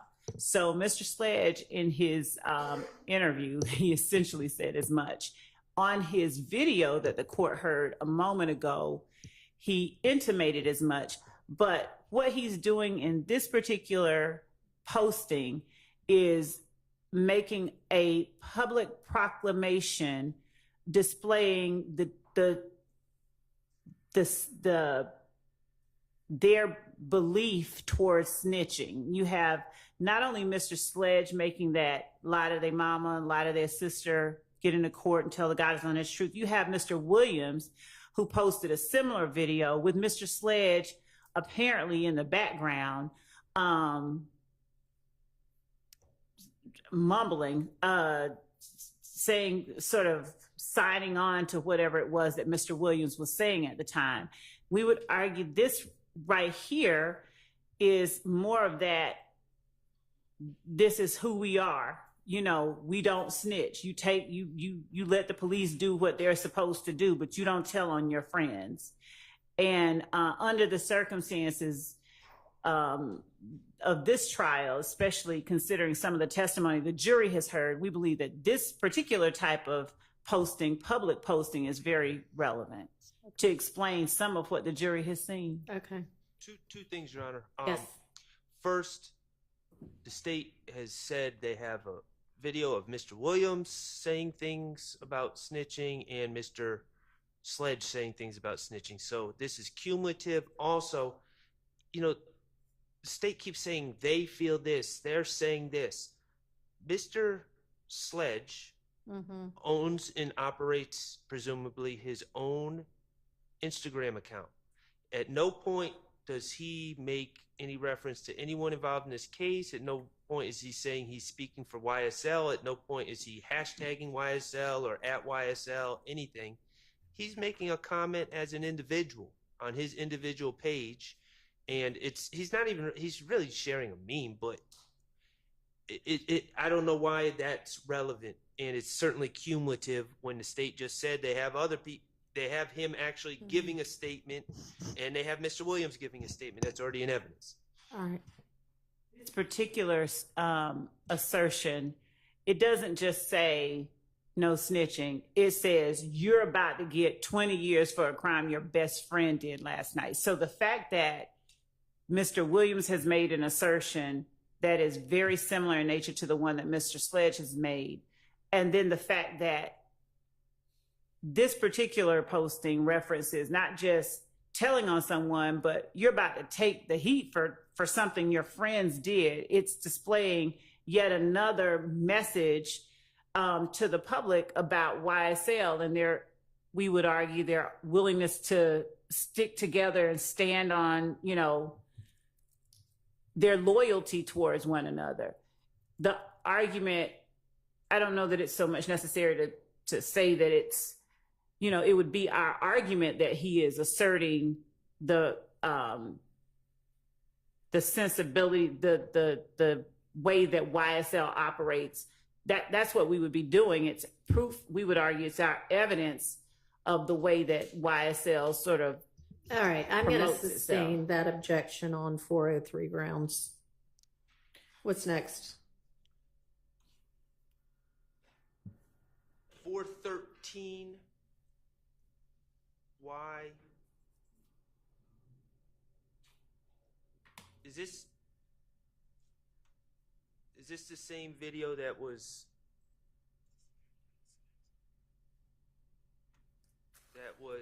I believe 399 and 413 are the same. Am I incorrect? I don't know. Are those the same video? Oh, I'm sorry, it's a different video, but he's saying the same thing. He says the same thing twice about snitching and things of that nature. So, do I need to hear what this says? Hey man, nigga getting to tell lies to his kids, tell lies to his mama, but get in the courtroom and tell the judge and God on the truth. Y'all pussy ass niggas. We call you whole ass niggas trip now. Fat hoes. So I think it's actually, and I think it's the same words. One time he's wearing a white t-shirt, it appears, and one time he's wearing a white tank top. I don't know why he recorded it twice. We can just use this one, especially since he says black at the end. Okay. BLATT, black. All right, so this one, and what's the number that you're not going to use instead? 399Y. 399Y will be out then.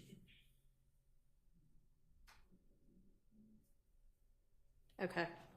And Your Honor, the other issue is that posting it multiple times, posting their feelings about snitching multiple times, it is meant to reinforce how strongly they feel about it. All right, so what were the dates of the two posts? I had understood you to say that you wouldn't use the other one, but are you now saying you do want to use the other one? So we would ask, yes, to use both because if one is on July 19th, 2015, and the other one is on 399 is on July 19th, 2015, and the other one is on March 25th, 2015, we would ask to be able to use both. Okay. Well, I mean, that does show that this isn't a one-time thing.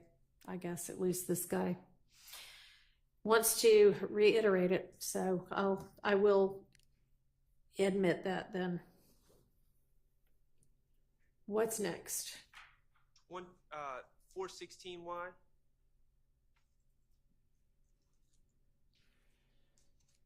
Relevance.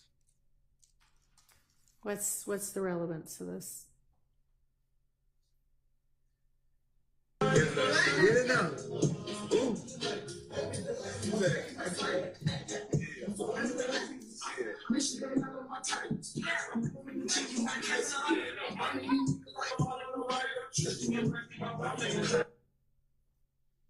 So who all's in that? Martinez Arnold, Diamante Kendrick.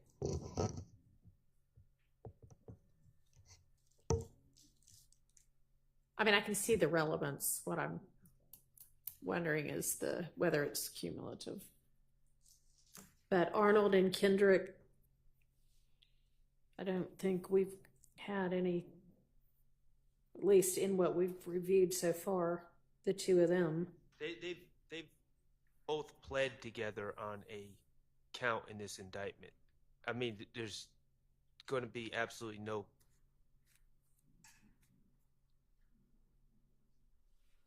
No, not on this indictment, but there's a count in this indictment, Right. and an overact where they both pled. Yeah.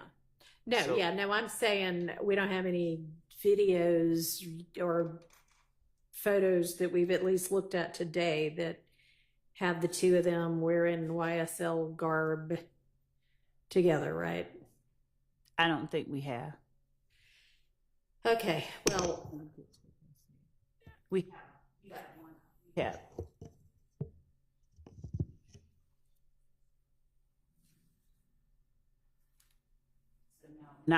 Not so far. okay. Anybody dispute that? I don't believe so. Okay, then that will be admitted over objection. What's next? Number 22. It's another video that I don't see the relevance. Okay.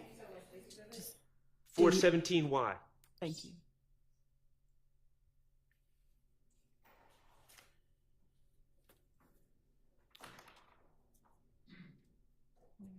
Bitch, we out doing a little shopping, bitch. How we having this shit?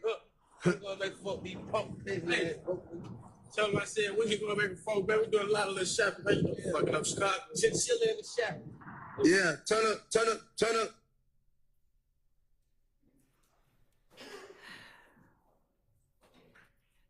So that was the extent of that. Was the court able to see it? I mean, tell me who all's in it and It's why Miss- it's. Shannon Stillwell, Diamante Kendrick, Antonio Sledge. Mm-hmm. And this is a couple of months after Mr. Thomas's murder. Diamante Kendrick is in the coat that he is wearing the night of Mr. Thomas's murder. And they are still very much associating with one another. One of the arguments that was made the other day by, I believe, Mr. Sharp was he objected to part of the factual acknowledgement of Mr. Sledge and argued that he would have had no basis for personal knowledge of information that had happened on a particular night. Okay, well, this might show that as a foundation, but that's not for the jury. That's for me. So, No, I'm just, as far as relevance goes, it would be relevant for those purposes. We've just seen. Co-counsel is emphasizing that jacket being the jacket that he was wearing. Mr. Kendrick, if we need to rewind it, we can show you. I saw it. Excuse me, I don't believe that's the same coat. I believe it's arguably similar, but I don't believe it's the same coat. How do y'all know what he was wearing that night anyway? What evidence is in or going to be in? It's on video. He's clearly walking into a store that's a few 100 feet away from Mr. And that's clearly him. And yes. so what does it matter that he's wearing the same coat later? It's his coat. I mean, why does that matter? No, just I mean, seriously. in terms of one identification, I understand that the court is saying you can see him clearly on the photograph in the surveillance video, but also he's with Mr. Stillwell, who is also alleged to have committed the act with him 2 months afterwards, and he's with Mr. Sledge. So when Mr. Sledge gets on the stand and tells the jury, or whether he does or doesn't acknowledge that he knows. All right. Well, so then this might come in as impeachment evidence, but I'm not hearing like, oh yeah, no, we never hung out, or we didn't hang out after that night because I was appalled at what they supposedly did. Then yes, but otherwise. And also, I think, and Mr. Kendrick filed an alibi notice as well regarding where he was at the time of the murder. So okay, but it wasn't. This has no relevance to his alibi. Not directly, just that it's further proof that that's him in the video and him at the location and him right there 6 minutes before the murder. Okay, so then back to the coat being the thing that matters then. Yes. Yes. I guess if your client, Mr. Weinstein, is saying I wasn't.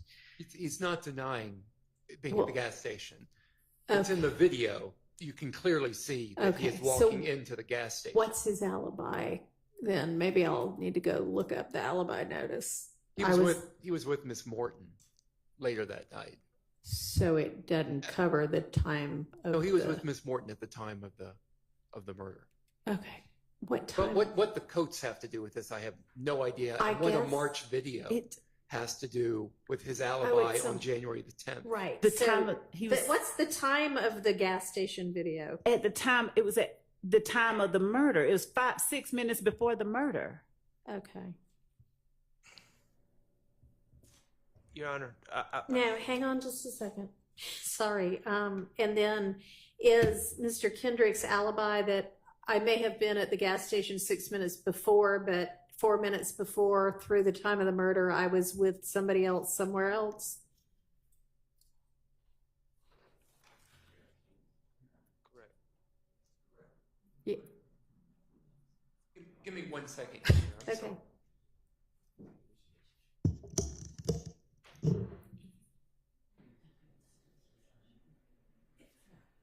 Yeah. Again, there's no denial that he was at the gas station prior to the murder. All right. But not. Okay. So the coat doesn't add anything to that. But it's not the same. He's like my wife, Your Honor. He buys the same style coat, but it's not the same. Whether it's the same coat or a different coat, Yeah, it's it irrelevant. doesn't show anything about the viability of his alibi. And anything else before I exclude this one? No. Okay, moving on. That one's out. 23, Your Honor. The previous photos have 418Y have continued to show an association between Mr. Sledge, Mr. Zachary, and Mr. Stillwell. That's been established through the photos already. All right, and who is this we've got right now? That is Mr. Stillwell, Mr. Zachary, and Mr. Sledge. Go ahead. I would point out the caption that Mr. Sledge makes underneath the photo: gangsters sitting at the round table with 3 green snake emojis on March 4, 2015. And those same emojis are what justified all these previous. Okay. So is it, are you making the argument gangsters sitting at the round table is like a reference to King Arthur and the Knights of the Round Table, or what? Or just the fact that they're saying gangsters? That they are calling themselves that he is calling them gangsters, because I believe at some point there will be, we've heard at least one witness while we were talking about gang say game, like GAME. So I believe that there may be efforts to distance YSL members. Well, there have been consistent efforts to distance YSL members from being gang members, gangsters. So we would argue that he is not just sort of making this, oblique reference. He's proclaiming for the public something. The generic term gangster is propensity, first of all, but secondly, if Mr. Sledge says something on the stand that's vastly is shocking to the state and they feel that this contradicts it, then perhaps there's another discussion. But in and of itself, until that happens, I don't know why this would be relevant to anything. So remind me, The one that gangster in every city we go, that would show the same thing. You didn't keep it in. I believe. didn't rule it out. I You held didn't. it. We would prefer So- this one over that one. All right, then Wait. that one will be Hold- out and this one will be in then. But they kind of get to the same thing. So, Your Honor, could the court give me? Sure.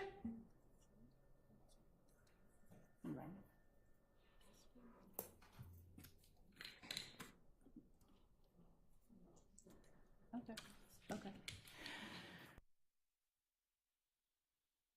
If we're going to choose, we would choose the one closer in time to Mr. Donovan Thomas's death. So Okay.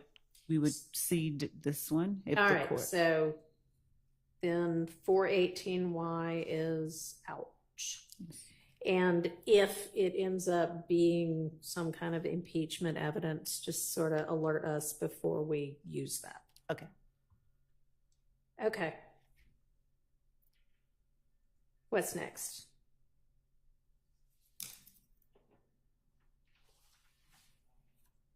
Number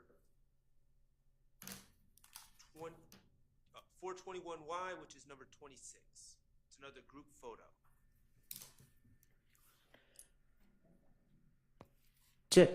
Mm-hmm.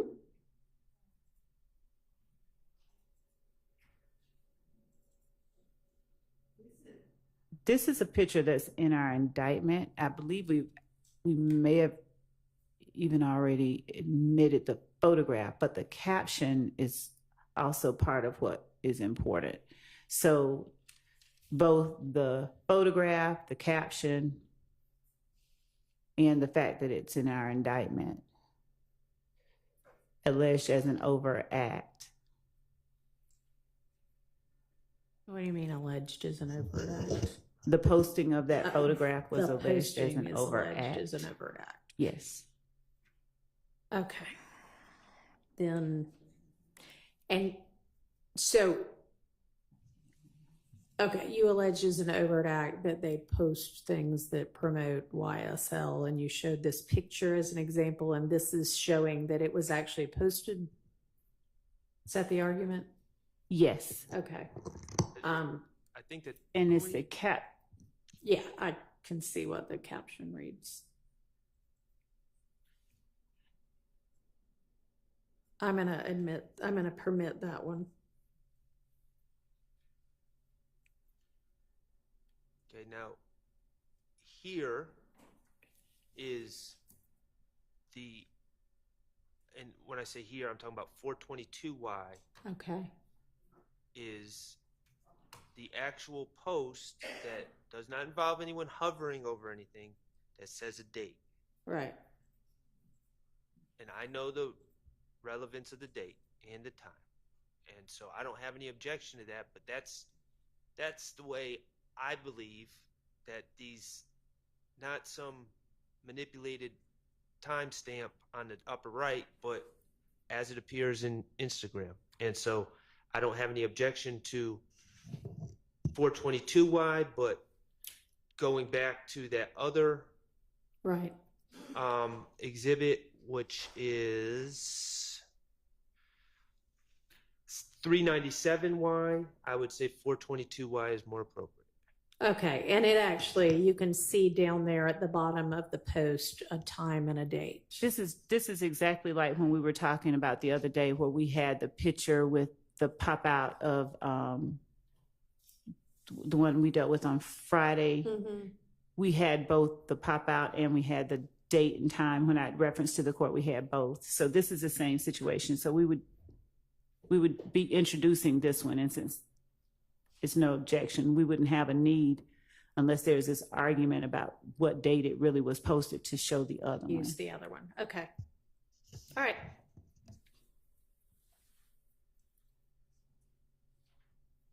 So this next one, which is 423Y, that caption is already on 420Y. It appears that he's reposting something that some other individual who I don't know who he is, and I have no reason to believe that he's in this case, SMM body count with an X instead of a C, posted. And if you go back to 420Y, I believe, you see the exact same, I'll never switch up on my brew, I'm not a dub.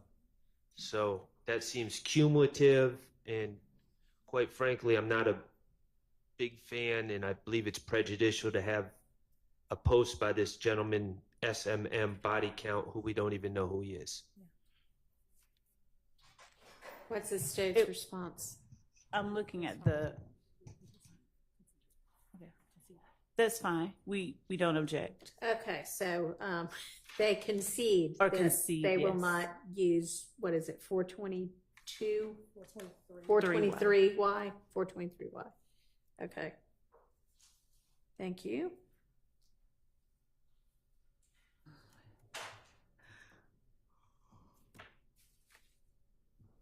Next.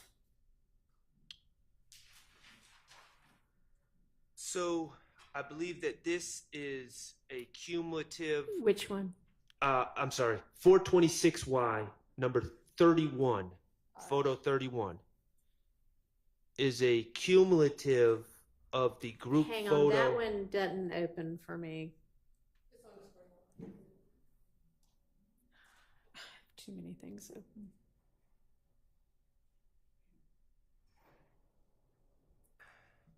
Okay, yeah, that looks like the same thing. That's a cumulative of 405Y. We're going to put up both. Okay.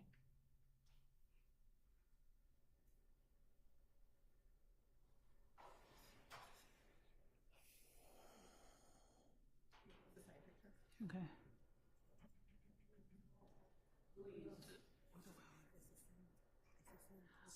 We won't use both, Your Honor. We'd ask that the court allow us to.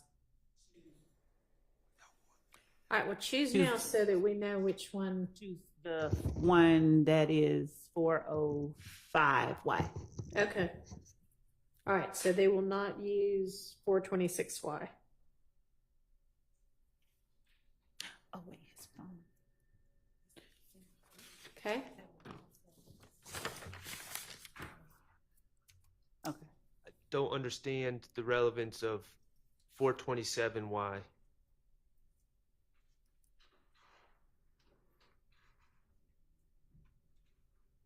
So there's a relevance objection to this one.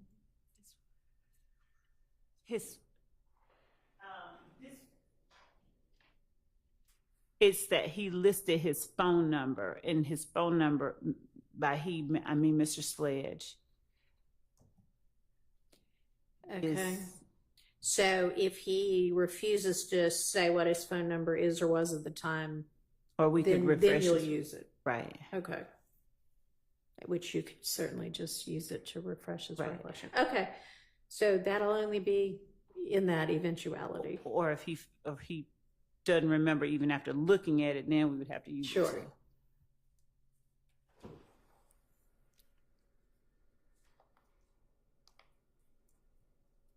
All right. Any others? We're almost to the end of this grouping. Yes, Your Honor, 430Y, which is number 34. I don't see a 430Y, but okay.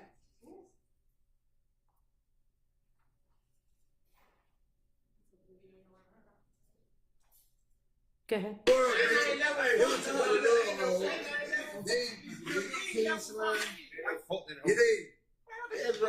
just asked the whole she was dead. I just asked my she was dead. She don't even know who that. She like, you crying. Who all do we have there? Don't we have Mr. Williams? We hear the reference to King Slime. Could you play it back again?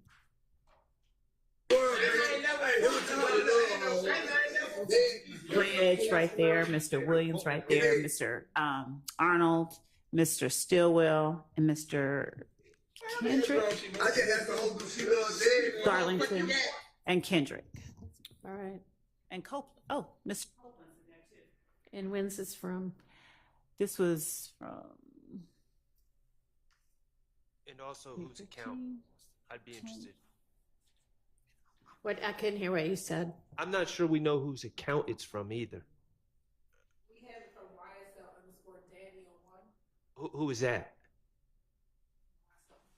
So I, the justification is for these videos has been, oh, it's showing promotion. And we don't even know who posted this. But we have people who are in the video who can talk about the video. It's what's happening in that scene itself. They're sitting at a table.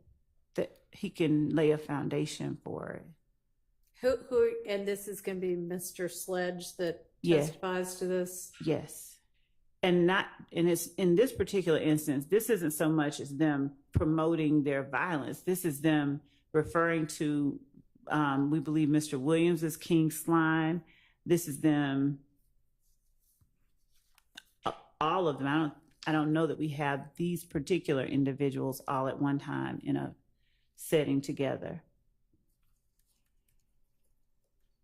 And we believe and can later confirm that it is Mr. Williams' Sky House condo, but we'll confirm that. Okay. I would think that would be relevant. All right, so I'm going to overrule the objection to that.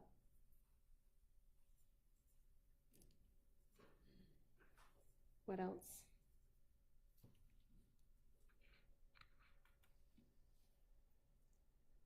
Just 404Y, which is number 37. And let me say, let me go back to that one for a minute. Sorry, since y'all don't know who posted it, I mean, if you figure out who posted it, that's one thing, but if not, we don't need to show the handle or whatever of whomever the poster is, okay? Yes, Your Honor. All right. Okay, now back to the next one. It's the last one, Your Honor, 404Y, number 37. All right.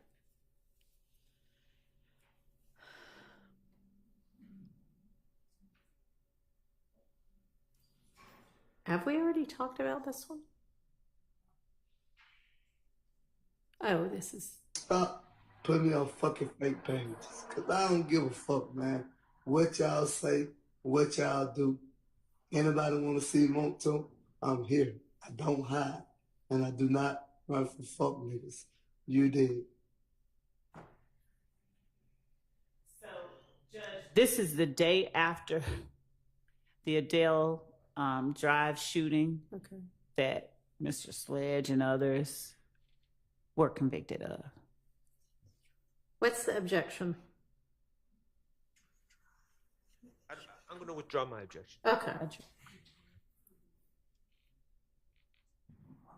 All right, so that is that grouping of social media.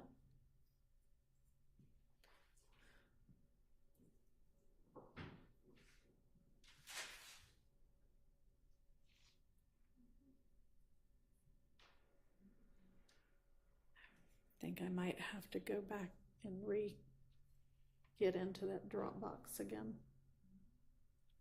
I don't see it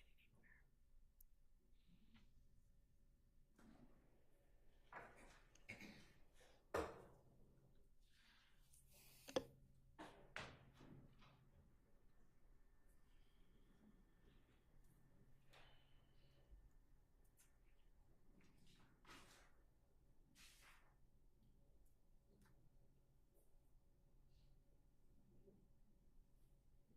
All right, the next folder is tattoos, is what that folder is called. Or do we have objections to anything in there?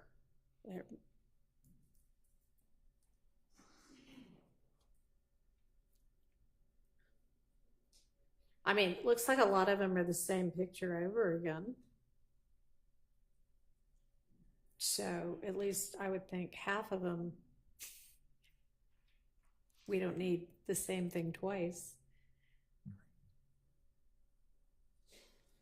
We wouldn't be putting in multiple pictures. Beyond that, Any objection? I mean, I assume he's going to testify that all of these are somehow gang-related tattoos or what?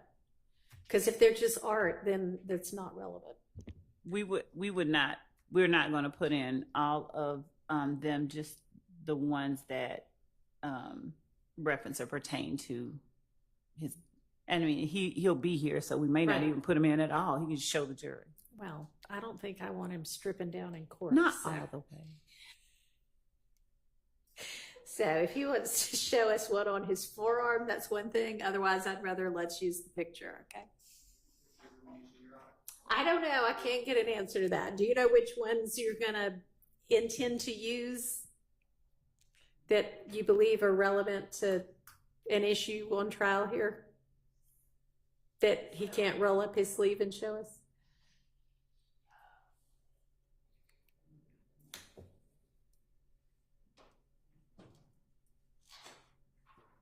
Are these videos? Are these videos or still? Yeah. I think we're not going to need to use Mr. Sledge's tattoo photographs. All righty. And yeah. Okay. I don't think at this time. So I don't know what that. Then there's an image that is. Oh, it's a video that isn't in the other videos. What's that one? Is there an objection to that one? I'm sorry, Your Honor, I just messed up mine.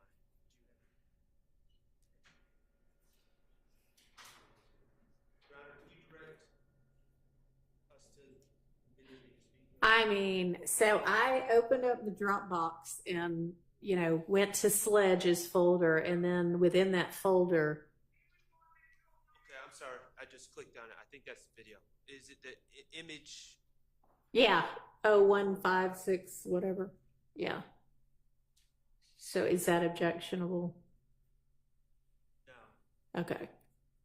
Any of the other items in that folder? And they're marked with exhibit numbers.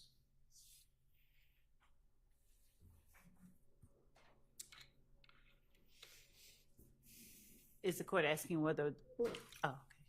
I know that the state's position, I assume, is y'all intend to use those and believe they are admissible. So I'm asking if there an objection to them.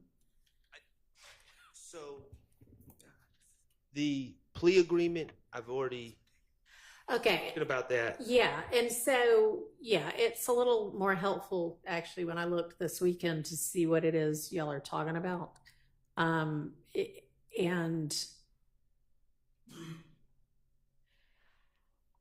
I would think whether that comes in or not depends upon how that witness testifies.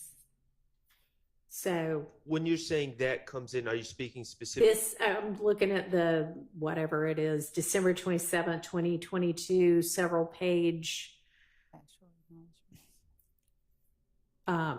It's called plea agreement, but he's initial different factual assertions, and that's the one I'm talking about. It's 396YC, Y Charlie, Yankee Charlie.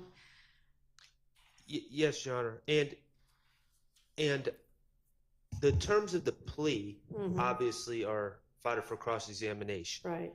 I would concede that potentially, depending on his testimony, statements that he acknowledged that would be inconsistent with his testimony could possibly be prior inconsistent statements. I would concede that fact. So I agree with Your Honor that to deal with the admissibility of the factual acknowledgement section, we would need to hear his testimony.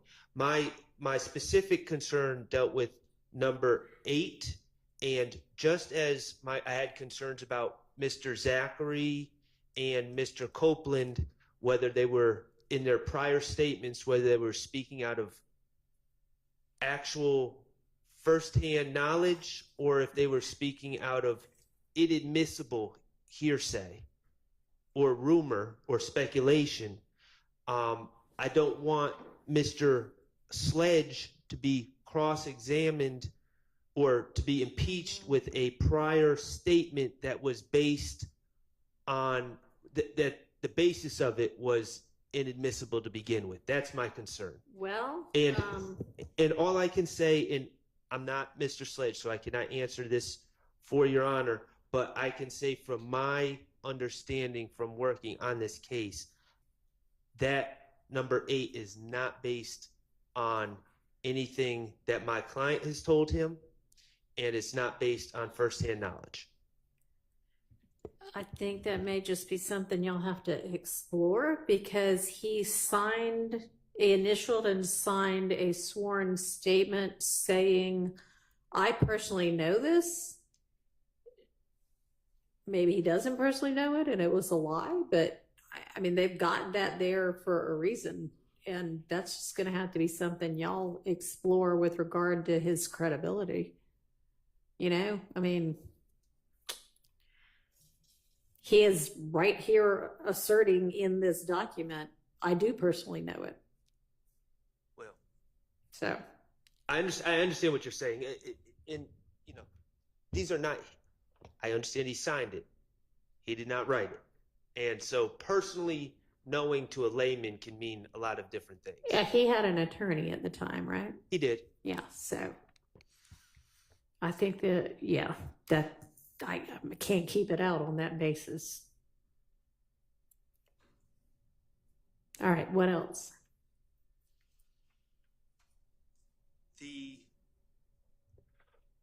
We briefly discussed the plea transcript. I don't know under what circumstance that would be admissible.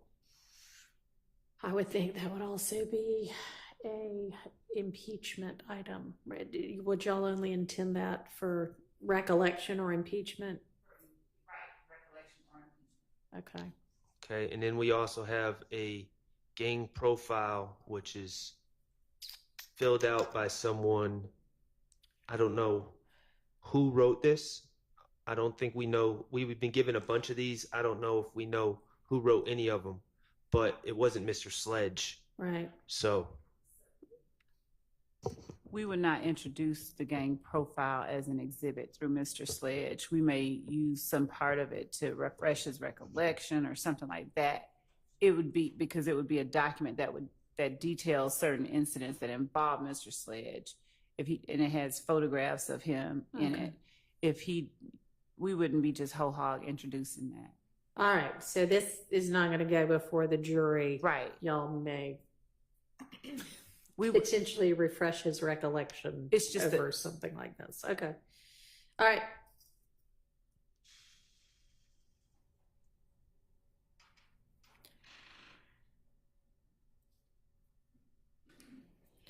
Okay, that takes care of these Sledge exhibits, right? I believe so, Your Honor. Okay, so who do we move to next then?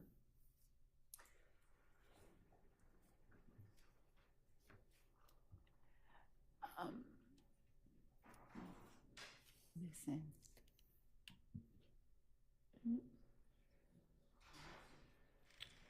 Sorry, I have to keep reopening the Dropbox for some reason.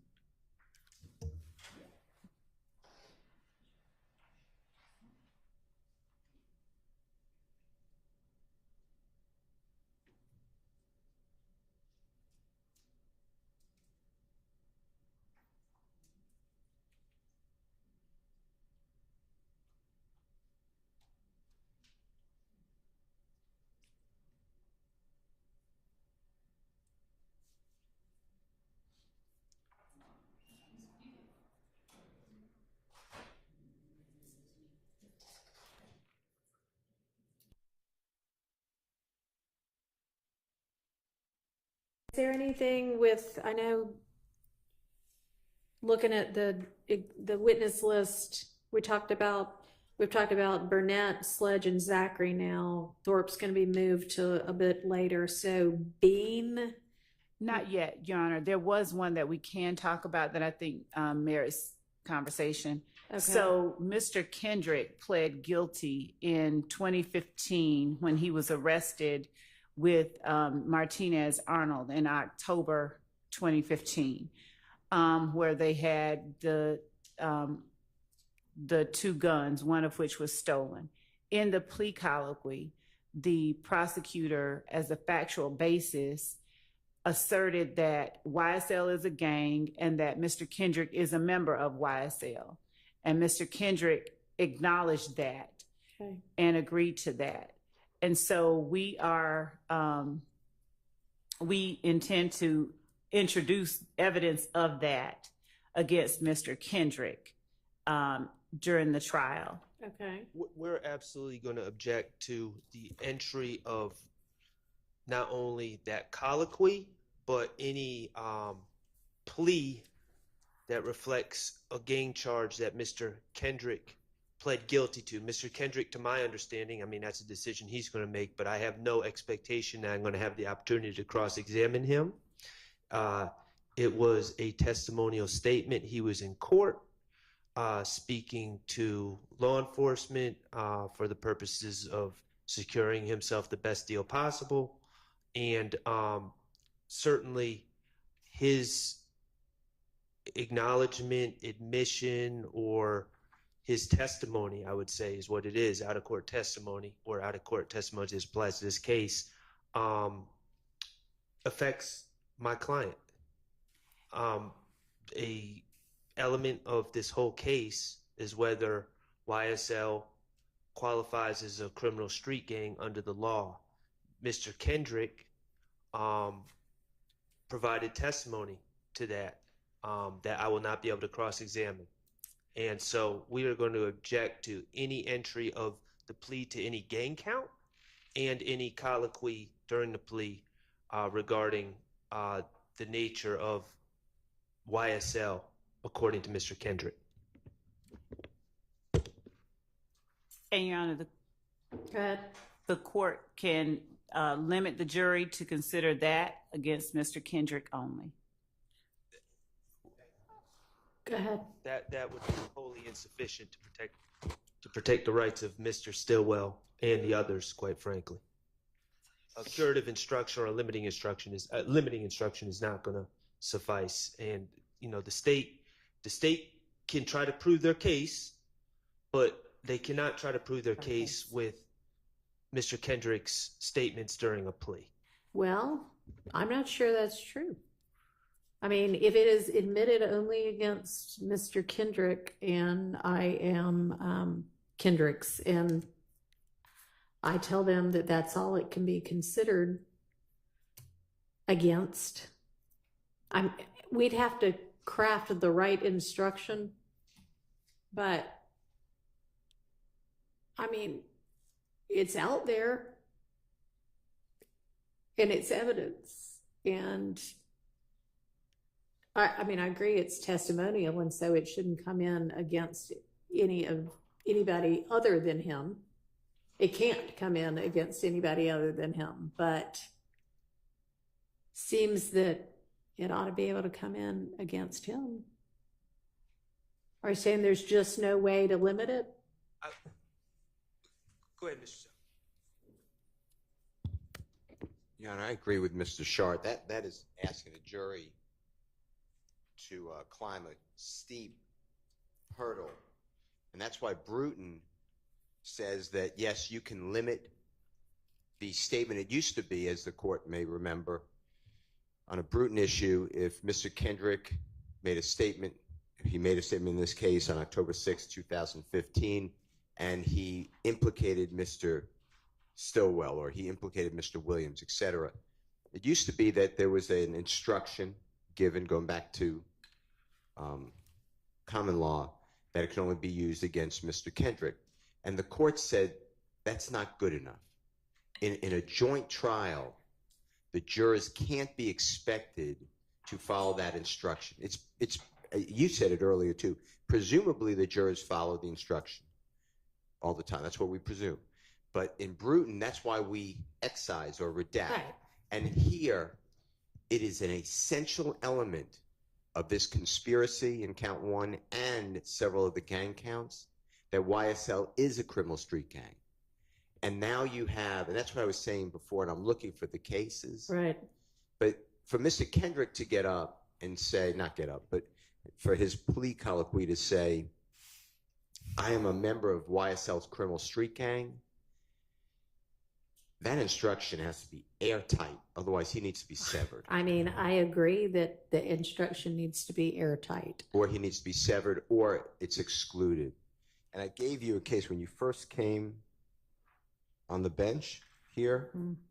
I gave you, if you remember, if you don't, I could give another copy. United States versus Vendetti, Vandetti, VANDETTI.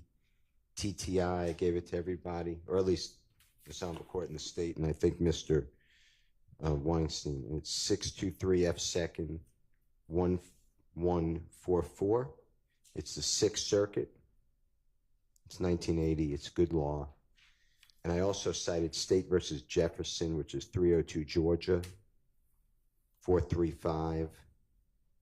That's 807 Southeast 2D, 387 2017. And they just and it's State versus Thomas, THOMAS, 364 Georgia, PO 148, Division 2, 874 Southeast 2D, 195 2022. But the bottom line, Your Honor, is I would agree with the Honorable Maxwell Shart that a instruction for that type of that is explosive evidence that goes directly to the essential elements. So I do not believe that instruction would cure any type of fair trial for the other people in this case. Just briefly, Your Honor, we would object to any severance at this point in time in the case. All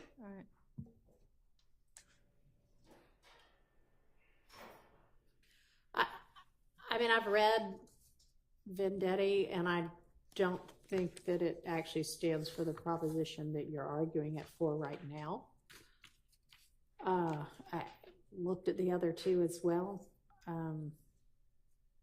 The guilty plea of any non-testifying co-defendant can't, it's not proof of guilt for any of the other co-defendants. I mean, I agree with that, but that's not what it would be offered for.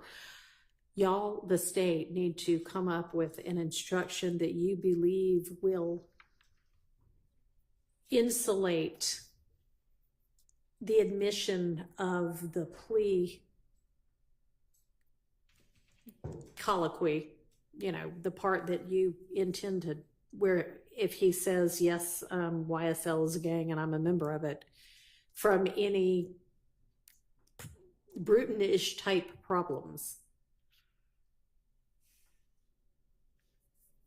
Yes, Your Honor. And we need to do it at, before that's admitted, not just at the end of the trial. It needs to be provided to the jury at the time the evidence is admitted. Understood.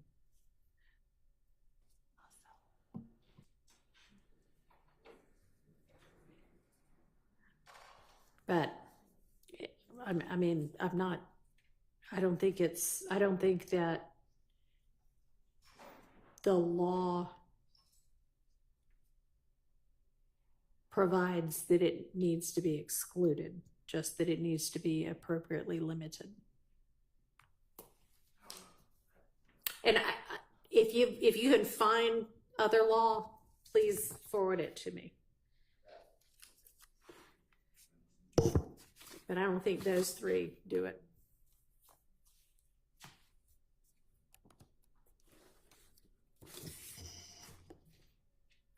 And let's see. So Thomas, give me those two sites again. Just let me make sure I wrote them down correctly. I think you said 302 Georgia 435. Yes, that's State versus Jefferson. Jefferson, okay. 2017, and then State versus Thomas, 364 Georgia PO 148, Division 2. Yeah, got it.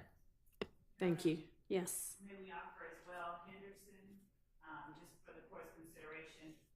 Henderson v. State is a Georgia Supreme Court case decided August 21st, 2023, 317 Georgia 66 at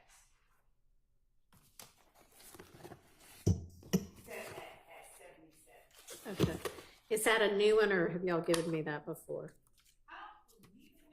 Okay. All right, I'll take a look at it. That's going to be Henderson v. State, 2023, 317, Georgia, 66. Okay. So you think y'all may have? All right. For a different reason. Okay, well, I'll take a look at it for this reason. All right, so we're going to need to do some work on that one, but I think we understand the parameters. Okay, so I don't know what, I mean, thank you, whomever raised that, but in terms of going through what other groupings of evidence we need to look at in this first 30 witnesses. The next witness that is on y'all's list in order, generally in order, is Mr. Bean. Is there anything from him that we need to look at? I think, yeah. No? Okay. So no social media from him? I didn't even see him in this folder, but no? Okay. And then there's Kenya Morton, and there's maybe an interview from her. I don't know if you... Her interview would not come in unless she's listed as as the alibi witness for Mr. Kendrick. Okay. And we wouldn't be putting in her interview unless it was to impeach her.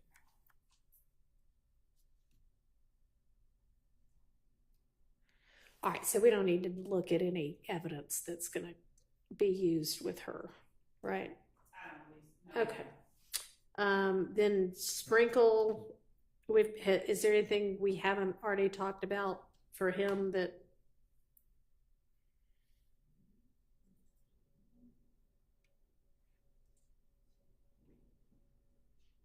Yeah. So he's got a folder. If y'all want to open up his folder. And then within his folder are lots of folders. So hopefully the defense has, in the couple of weeks they've had the folders, and months and months that I guess they've had the evidence, made a determination as to what, if anything, y'all would be objecting to in this grouping of evidence.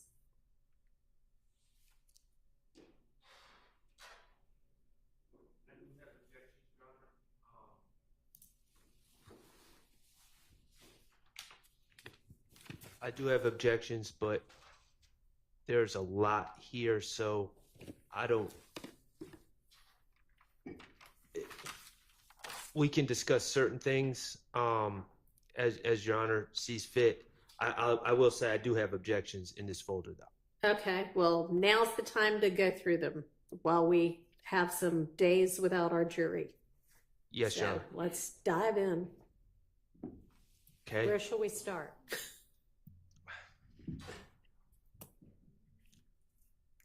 We've got an Arnold file, two Arnold files, Garlington, Kendrick's, other items, Stillwell, and then some, I don't know, looks like pictures maybe.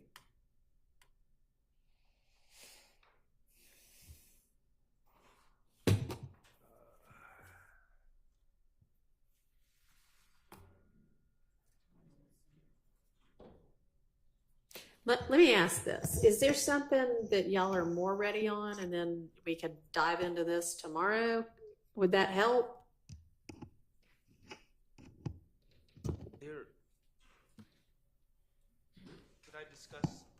Sure.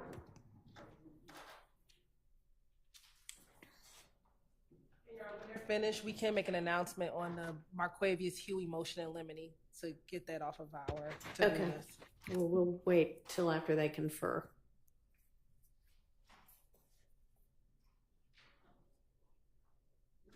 Can we just step in this household? Sure. Why don't we just take a quick recess? That way, if anybody needs to use the restroom, y'all can talk, and if anybody else needs to use the restroom, they can go use the restroom. Thank you. Okay. And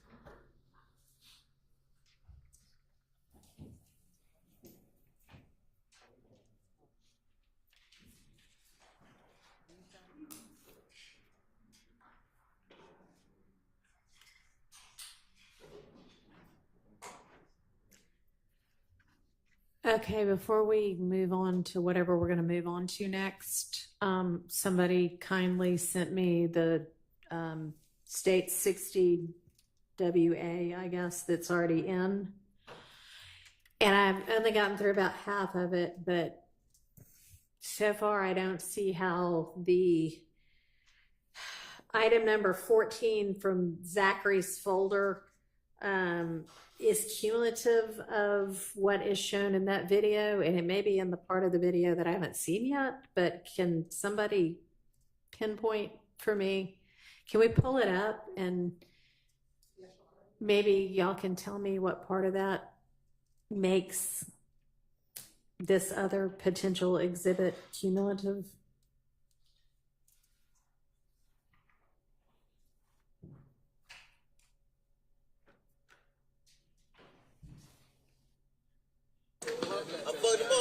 Hey, baby. And I do not want to watch the whole video. I mean, I just, what's the part that the defense is contending makes Zachary's exhibit, I don't know what the exhibit number is, but the item number 14 cumulative? Yeah. Recollection is you asked if there was another video that showed the display of handguns and quote unquote gang associated Right. verbiage Right. and things of that nature that tended to show associations with whatever we want to call YSL, Right. using the word slap and slime and things of that nature, and displaying of handguns. And that our point was that the state has admitted, I believe this says 5 minutes long. I remembered it being longer than that, but Oh, it's longer than that. Oh, okay. Because I watched it for 5 minutes. Yeah. The version, so the what was omitted was shorter than the original Okay. version. Well, that's merciful for the jury. Right. So, I mean, my point was we've had these types of videos introduced before. My intention was not to suggest that it was identical No, or and I know exactly that. But I the mean, same. I wasn't seeing a whole lot of like guns in the front of the camera kind of thing. And they're just standing around in a parking lot saying things and what have you. But And the only portion that I believe has a gun, one of the co-conspirators, Walter Murphy, I think the line is, he just got out last night and he keep the strap on him and he lifted up his shirt, but he didn't point it at the camera. He just lifted up his shirt. and maybe I didn't get to that part of it yet. But let me go back and look at the item we're talking about again. But it seemed much more kind of the whole point of the video. So sure, yeah. I mean, My whole crew got blocked.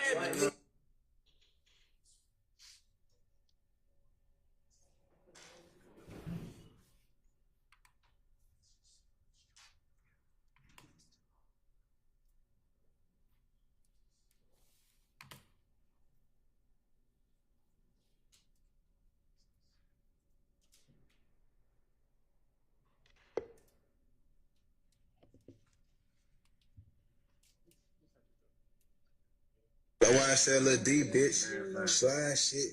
Yeah, ho. Ride motherfucking plane, ho. And we have real big bullets, bitch. I don't even play with her. Yeah, ho. That's like the boy Bills. Fuck they doing. So that's like the boy Bills, my motherfucking big bro Snake. yeah, I'm gonna allow that in. Your Honor, did you receive 2 videos or just one? Just now of the 60 whatever. Yeah, 60 WA, I think it was, I but think there was a second one that was sent as well that actually had. Okay, now I've only looked at one of them. Yeah, How about we look at the one that was one of them redacted and one unredacted, or are there 2 different? No, there are 2 different videos. So one was 60 WA. Yes. What's the other one? Whiskey Alpha. I need to get used to that. It was a state's exhibit. I don't know offhand All right, hang on. the exhibit number.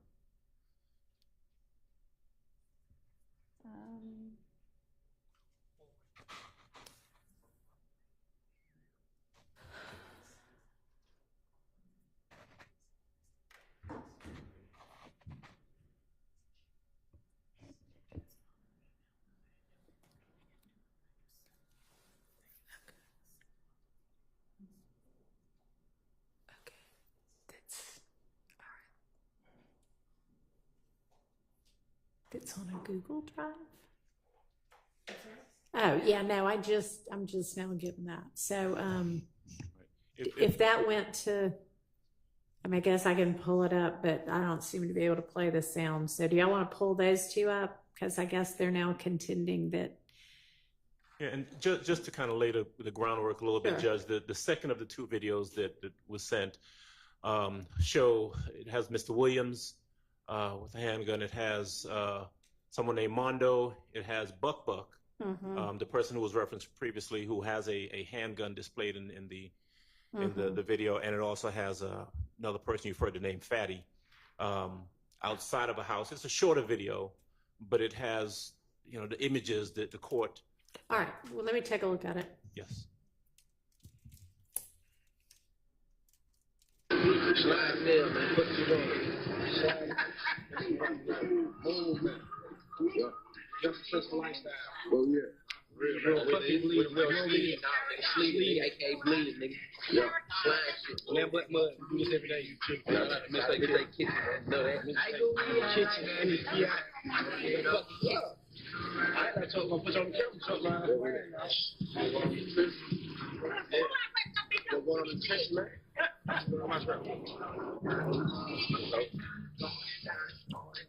Yeah. I didn't baby. Throw it up, baby. Man, Lord, my baby.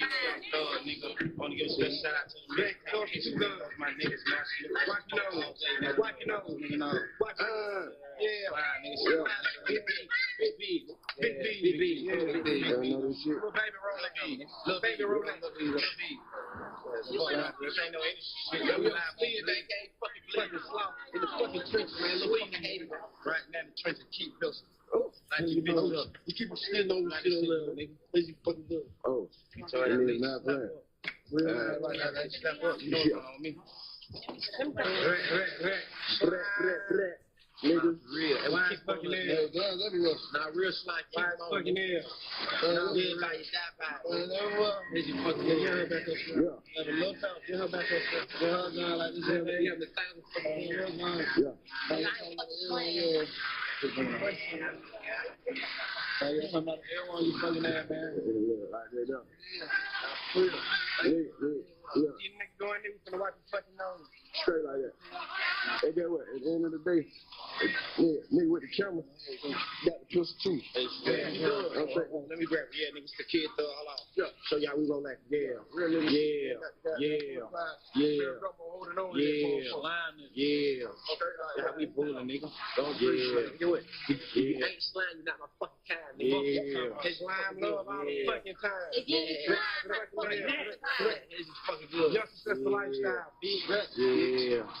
What you doing? Straight like that, folks. All right.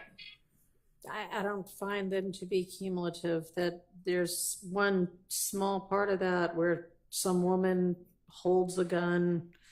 I don't think that that's really the same as what's shown in the item number 14. So I'm gonna stand. My ruling stands on that. I appreciate y'all sending those over there for me to consider. Okay. So are y'all ready to dive into the items that would come in with Mr. Sprinkle?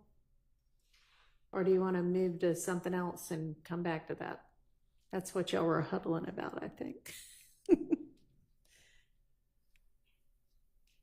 Speaking for the group, I believe the preference would be to discuss the state has noticed a number of intrinsic acts. Okay. I think the group would like to discuss that. That's if it's all fine. the same. I mean, we got to get through all of it, so I don't really mind if we do it in a different order. Okay, let's do that. Oh, and actually, Miss Hilton, you had said you wanted to put something on the record about, I think, Mr. Huey's motion limine about I assume it was the one about the photo ID from the deceased witness. Okay. What's your announcement? Your Honor, the state does not intend to introduce that photographic lineup Okay. or the interview itself. The state would ask if a photographic lineup occurred and would ask if Mr. Holloman was interviewed, but not the substance of what happened with either of those items. Okay. Does that cover it? So, Judge, good afternoon. It does cover it, Your Honor. I am concerned on asking the question of whether or not one was occurred would make, I don't know that that would be necessarily relevant, or it kind of implies that perhaps there was one, but we're not getting into it, so I'm not sure the relevance of asking that question. Maybe the state can shed light on that. Sure, Your Honor. I believe that we still have to show the credibility of our police officer conducting an investigation, and so I think that it'll be relevant that he conducted an investigation. That was a part of the investigation. All right. Yeah, there's often an argument that the police didn't do a thorough investigation. They already had people targeted, and that's all this is. So if to the extent that it might go to combat that, then I will admit that over the relevance objection. That I will permit that question, and the rest of it, concede should stay out. So they're not going to ask, they'll ask that question, but they're not going to ask about whether or not there was an interview of Mr. Holloman. Well, I think what she said she intended to ask was, did you interview him? Yes. Did you interview him? And whether or not there was a photographic lineup. Are you going to ask that? I would think that that's not, we should probably stay away from that. I didn't hear it because of the mic. Are you going to ask whether there was a photographic lineup with him, with that witness? Initially, I was, but based on what the court just said, no. Then I'll just ask, was there an interview? And then we leave it at that. That would be the far safer route. Okay. Okay, so y'all want to move on to intrinsic acts. Okay. Which ones? Because there was a set that y'all said there just hadn't been a 403 analysis on yet. And then there was, I guess there were a few that at least somebody, Mr. Ryan was maintaining, were not really intrinsic. Yes, Okay. Your Honor. That's accurate. Back in 2022, the state filed a general notice that they were going to introduce intrinsic evidence. We then got a witness list on July 31st, which I think was supposed to be one of the final, we can rely upon this witness list. And within that, there were 4 incidents which happened in 2023. So they, 1, post-date that notice, 2, they post-date the indictment. So we've never received any sort of notice from the state saying we are seeking to admit this as intrinsic. However, that is what it is labeled as on the witness list. So that those 4 are what we take issue with. Okay, got it. And these are the incidents that occurred in the jail, generally? One in the jail, 3 in the courtroom. Okay, thanks. I'm not sure if Mr. Bassi realizes that we did notice 2 of the ones that occurred in the earlier part of 2023. The stabbing of the person in the jail by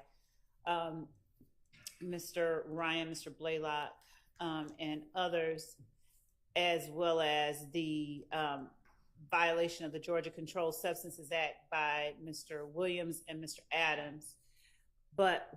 And those 2 occurred on January 31st, 2023 and January 18th, 2023, respectively.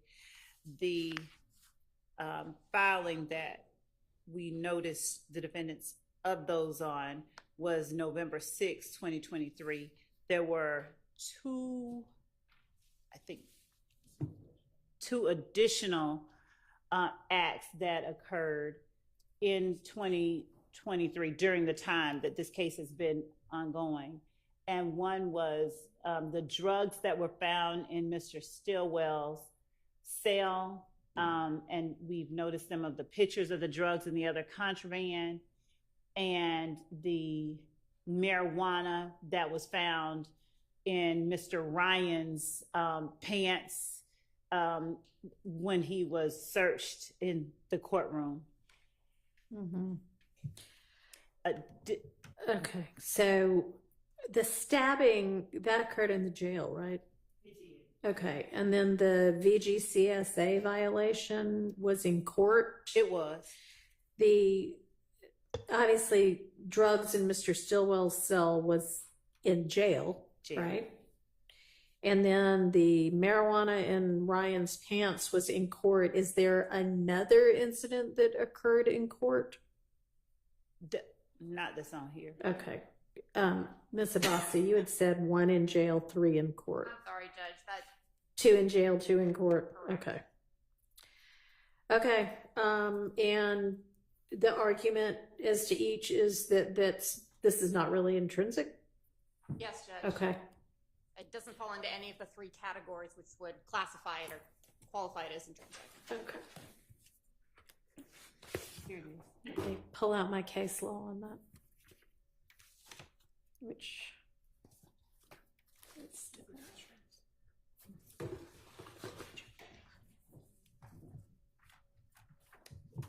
All right.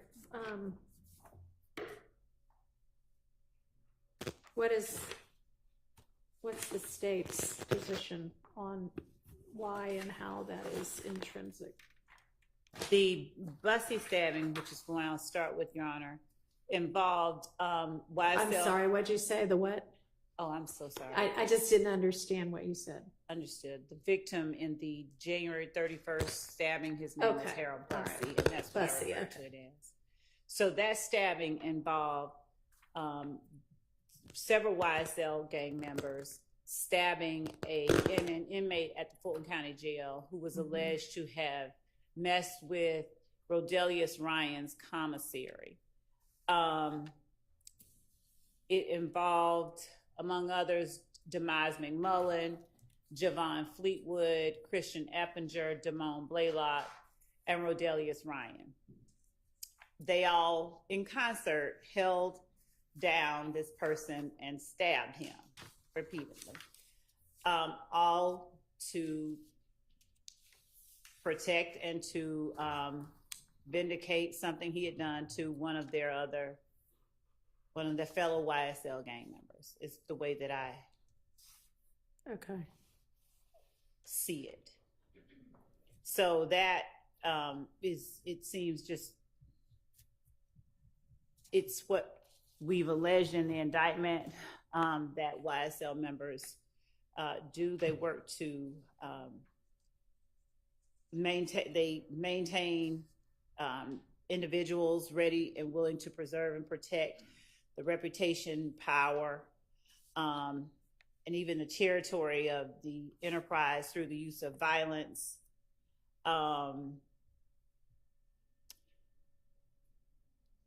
Okay, I understand. With respect to the law, we would cite Johnson versus the State, a Georgia Supreme Court case decided September 21st, 2021, cite 312 Georgia 481. And we cited this last week. The Penn site is 491 to 492.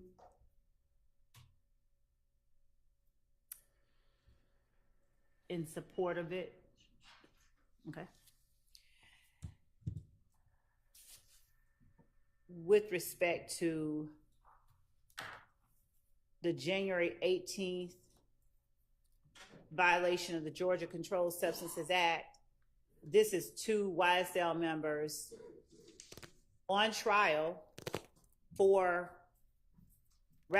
conspiracy to violate the RICO Act through drug distributions, drug use, drug possessions. And while in court on trial, they are passing Percocets, one to another, and we argue one to the alleged leader of YSL while in open court. One of the assertions that we make regarding the conspiracy.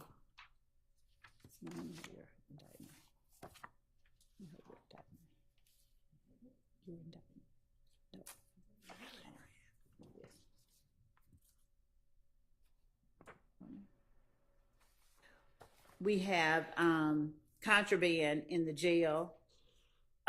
We have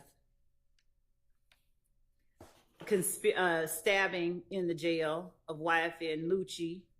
We have communications in the jail.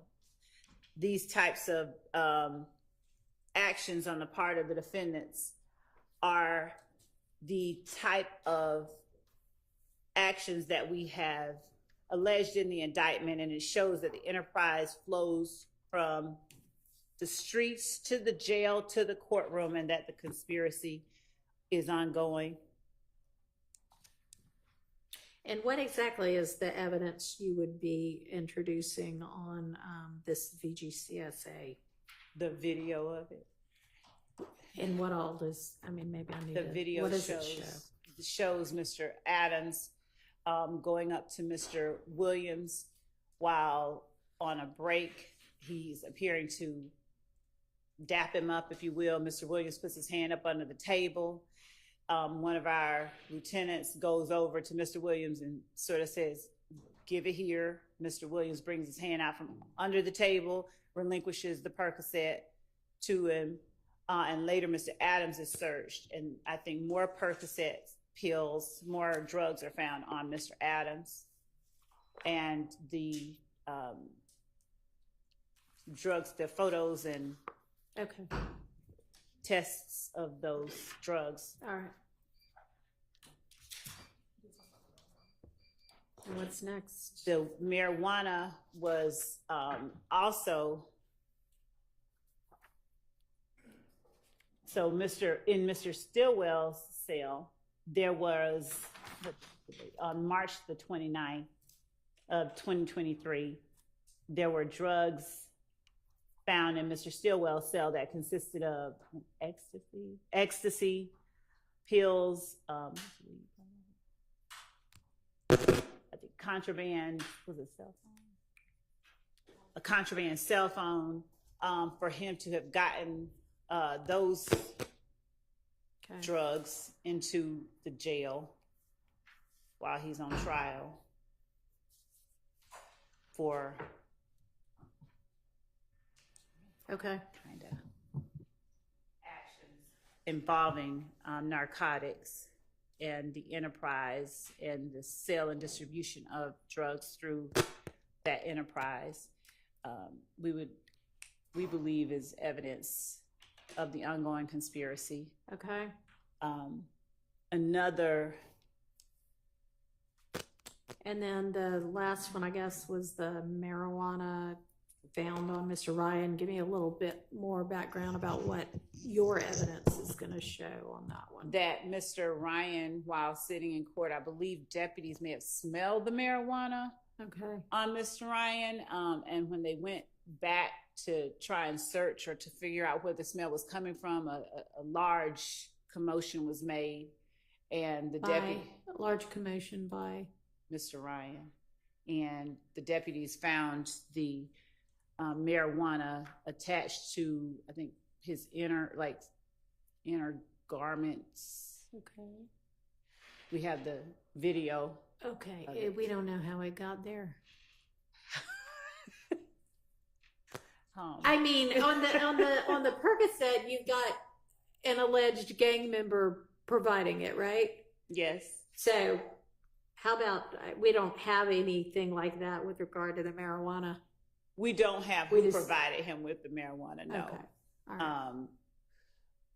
I don't know how pertinent it is that we have one that's not on here that is also involving drugs that are brought into the courtroom and provided to another YSL member, but that particular one has been severed, so we don't have that one on here. Okay.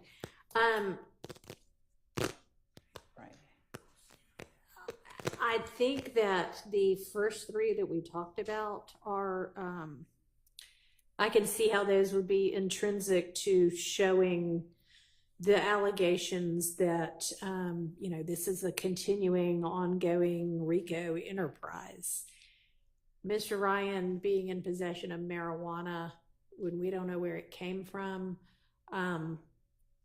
that one, I just don't see that falling within. I mean, it shows, what it shows, that he's in possession of an illegal substance, but it doesn't, I don't think it's intrinsic, so I'm gonna rule that one out. Yes, Your Honor. The other three, Your Honor, yes.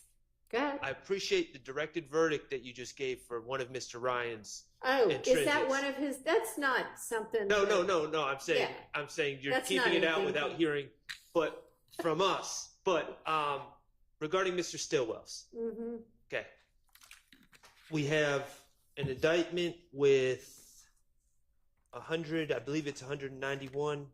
Could be off 191 over X. Yep. Okay. We also now have a list. At first we thought maybe they had abandoned these 53 and they were narrowing it down to 4, but no, it's 53 plus 4, 57 plus 191. That's 248, I believe. 248 uncharged events, or not substantively charged events, in that are coming into this trial. Regarding, the state keeps saying, and this shows the enterprise. Okay, there were apparently, I've seen photos, I wasn't there were pills that were recovered from Mr. Stillwell's cell, where he has a cellmate. Okay. There is absolutely nothing about those pills that suggest they were provided by anyone associated with YSL. There's absolutely nothing that suggests that those pills were going to anyone associated with YSL.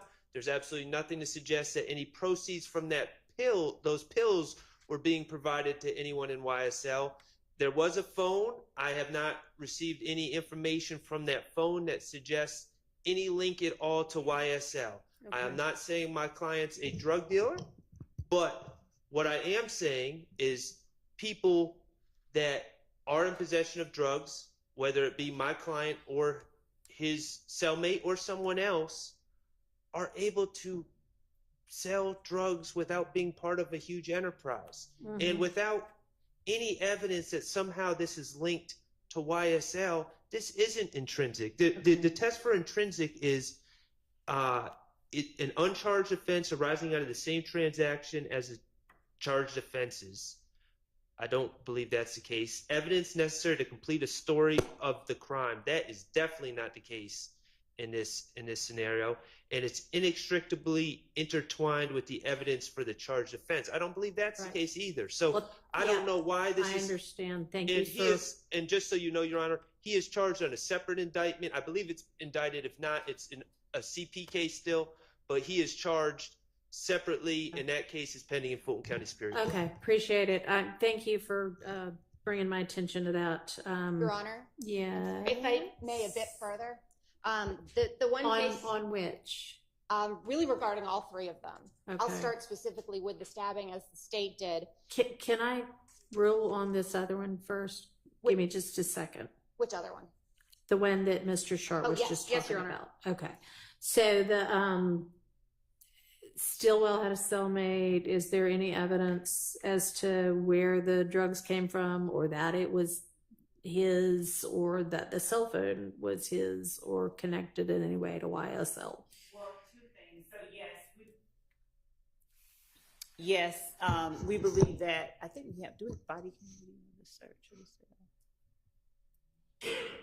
We believe that the testimony from the deputies within the jail would establish his ownership of it. But more importantly, what we have, I briefly touched on it, was the other YSL member whose intrinsic act that we've not put in here.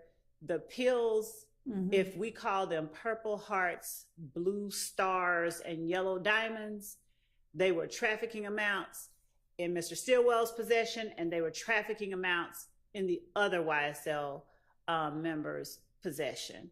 That is not on here and that has been severed. They are the same type of pills, and they are a large trafficking amount. Okay. But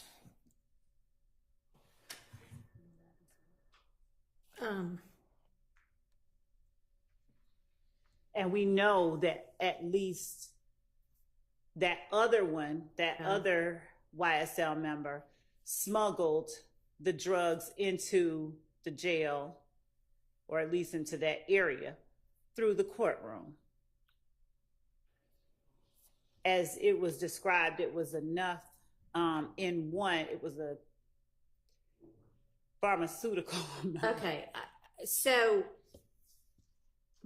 any evidence that what was in Mr. Stillwell's cell came from that?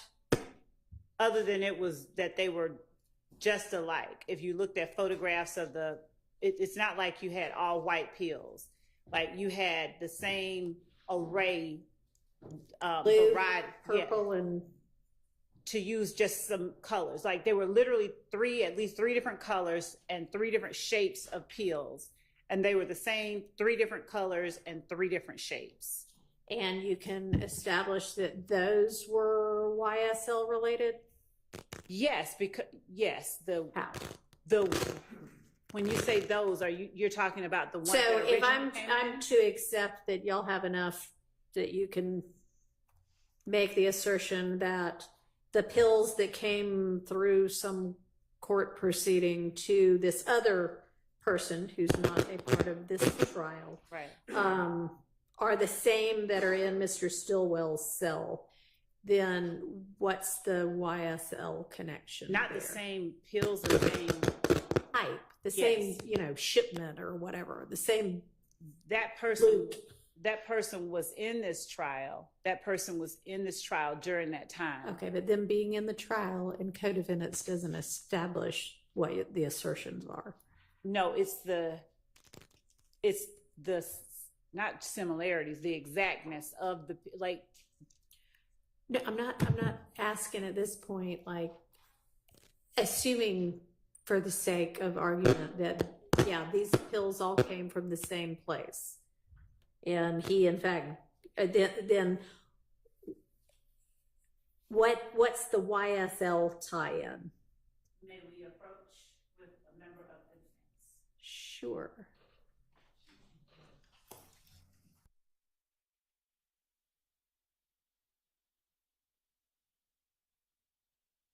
Receivers so we can hear what's going on. I didn't know y'all didn't have them. They're not up here. Oh, yes, you may. Thank you. So are y'all satisfied about, our other bench conference was about the location of that other person? Everybody, I just assumed that y'all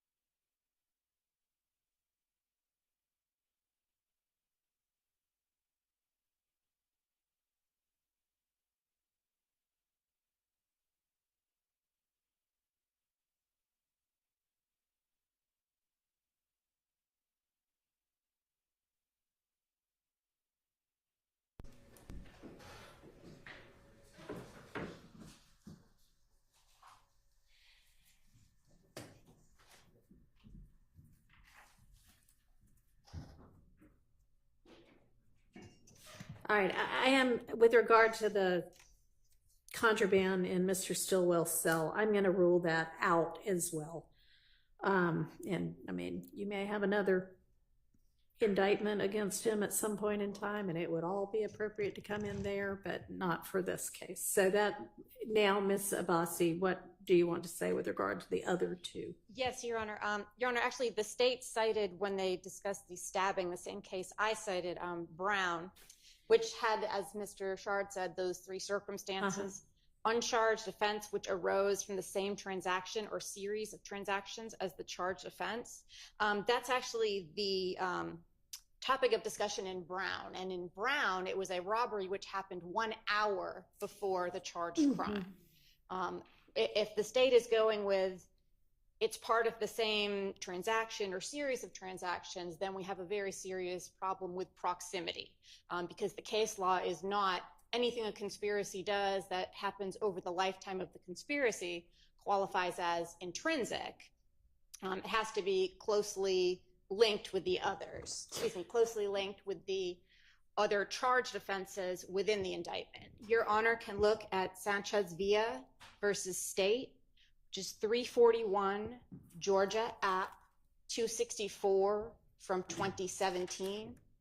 Within that case, the evidence the state was trying to present, the court found all of the cases the state submitted distinguishable. And the same is true here when Your Honor goes through the cases as far as being part of the same transaction or series of transaction as the charged offenses. This, like those cases, is attenuated in time. For ones which do have more time in between, they discuss how in those cases, the defendants in their other uncharged acts were in the exact same role. So in one, it was trafficking cocaine as the lookout. In the uncharged, trafficking cocaine as the lookout. There were very specifics linking them. Were any of these in the Sanchez Villa, either those facts or the cases that are distinguished, either a RICO charge that was involved or a gang enterprise?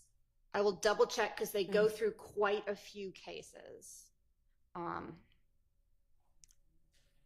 going to have to look back through all of them. I think the hallmark of it that we get within Sanchez after they discuss all these cases, the evidence in this case, the Sanchez case, is considerably more attenuated in time and space from the events leading up to the charge offense. So it offers little to help the state. They continue on and say that, well, as far as this goes, we're not in a circumstance of completing the story of the crime. This is just expanding it. Yeah, completely. I mean, right. It's a different crime, but it might have been a different thing if they were charged with a RICO count in Sanchez. So that to me is what, if these were just whatever the other charges in the indictment are, then I would say, no, but it's the kind of enterprise nature and the ongoing nature that. And I certainly understand that, Your Honor. I think, however, to say, well, it's part of the conspiracy basically opens the door to anything any defendant allegedly who is a member of YSL does, then automatically becomes part of the conspiracy and automatically comes in simply because it is intrinsic. I think with a lot of this, Your Honor, we're getting close to some due process concerns here. The defendants are on trial for the offenses they were indicted of. That's what they're on trial for. They're not in trial for the enterprise continuing in 2023, that it was still ongoing. That's just not relevant. If the day after indictment, every one of the defendants got together and said, whatever our group is over, and it was completely disbanded and no longer continued to exist. That wouldn't be relevant either. What they're indicted for is what they're on trial for. So here, we're expanding. That's, I think, a lot of what's happening with our social media and other things that I guess the state has found afterwards. They're now being tried for things the grand jury never heard about. And that specifically is a violation of due process. I can supply to Your Honor the U.S. Supreme Court case law. No, I'm with you on that one, and I am very skeptical of the state's argument that any uncharged, not showing up in the indictment overt act that they offer could in any way support, if found, a RICO count being established. So unless I hear otherwise, which I don't want to hear otherwise right now, we'll take that up another day, but that's not our issue right now. But yeah, I think the state's got some convincing on that count. But with regard to whether, it's intrinsic, I want to get it right. I want to follow what the law says about it. So I think that the key issue here is, if we're talking about RICO or we're talking about, a gang enterprise kind of thing. So maybe we could all do a little bit more research on that. I did look at, in the state's original notice, they cited a proposition, I believe that was cases have been in gang and conspiracy prosecutions, gang and conspiratorial activities have been classified as intrinsic evidence. They then cited a number of other cases. There is not one single case I can find in any case at all where the intrinsic actions come after the indictment, because that's the touchstone of it being intrinsic, that it really is all one thing, that the story doesn't make sense without all of these pieces. And these things hadn't even happened yet. So it's not possible that they could be essential. Let me ask you this. If, for instance, and this is entirely a hypothetical, but if this group got together and stabbed this, whatever his name is, Bussy, not because he messed with Mr. Ryan's commissary account, but because he was going to be a key witness in this case. And I'm sure the state, if in this hypothetical, would argue we're trying to send a message that he better not be a key witness in this case. Would the argument be different then? Well, yes, it wouldn't be. They wouldn't be trying to admit it as an intrinsic act. It could be a crime in and of itself separately. No, we're not talking about then they get separately indicted. We're talking about they're in the middle of this trial. This happens. It's not obviously set forth in the indictment because it just happened. It would be 404B and probably fall into a category there, which would make it admissible for a basis which was not character. It just wouldn't come in as under intrinsic. Okay, so you would still make the same argument that it couldn't be intrinsic evidence, even for that, because it occurred afterwards. Based on the definition I've seen of intrinsic, I don't think it's possible for something which comes after to be necessary to complete the story, unless the story wasn't complete at the time of indictment. But that's fundamentally unfair to try them for something which hasn't happened yet. Okay, they're not being tried for it. Correct. But okay. Based on your All right, well, y'all try to find me some more on-point law on both sides, please, if you could. So maybe that'll be my preliminary ruling, subject to revisiting, okay? And Judge, there was one other thing. I don't know that it'll have any bearing on the court's ruling, but in that instance where where the drugs were found in Mr. Stillwell's cell, there were, Miss Hilton pulled up the photograph that I asked her to, and there was a shank. Would you pull it up? Is the shank inscribed YSL? Then it doesn't. No. I mean, it makes Mr. Stillwell look bad, but it's not intrinsic. Yes. Okay. Your Honor, Yes. if I may, Yes. before you make a decision on the one alleged intrinsic act that was referenced by the state involving the supposed passing of a Percocet pill from Mr. Khalif Adams to Mr. Williams, I would ask that the court at least go and take a look at the video that was referenced by the state. I think it's instructive. I also think that fortunately for us, paints a different picture than was recited by Madam Prosecutor. I think the events did not occur in the manner that she referenced. I was present. I was sitting right next to Mr. Williams. I think the video will show something being passed to Mr. Williams, not him hiding his hand underneath the table or bringing it out and then giving it to the deputy, or the deputy saying, give it here. It didn't happen that way. And I think that goes into the analysis of exactly what happened. All right, why don't you just tell me what you recall or what you think the video shows? Sure. What I recall and what I know happened, because I was sitting right next to Mr. Williams in the front of the courtroom, is that there was a break. Mr. Adams, who was sitting in the rear part of the courtroom, came up, and as he was going towards that door, goes as though he's going to give Mr. Williams a high five or a dap or something like that, and put something in his hand. There's a deputy who's standing about 2 feet in front of Mr. Williams. Mr. Williams looks surprised. Mr. Williams has it in his hand and puts it down on the table immediately. There is no putting hand under the table to try and conceal it. The deputy, who I was within earshot of, did not say, give it here. Mr. Williams looks at it and puts it down on the table, and that's it. Okay. And at which point another deputy sees Mr. Adams and either takes him, I don't remember if they took him in the back or brought him back here. Okay. He was searched in the back, as I understand it. I think court recessed after that because of those occurrences, but that's how the incident actually occurred. Okay. Can y'all send me that video? Yes, and the deputy, the lieutenant, would also be a witness to what I'm saying. All right. Well, I mean, I would imagine the video shows what happened. So. It does. It does indeed speak for All itself. right. Well, we'll come back to those two. All right. So that takes care of the allegedly intrinsic, but according to the defense, can't be intrinsic because they happen later in time than the indictment acts. What about the other intrinsic or allegedly intrinsic acts that there has not been a 403 analysis on yet? Can I just add something to the last? Your Honor, can you ask what the prosecutorial need for this is? I can, but with intrinsic acts, that's not part of the analysis. Yes, 403 is the analysis. Well, 403. Which includes the prosecutorial need, waste of time, prejudice, substantial prejudice outweighs any probative value.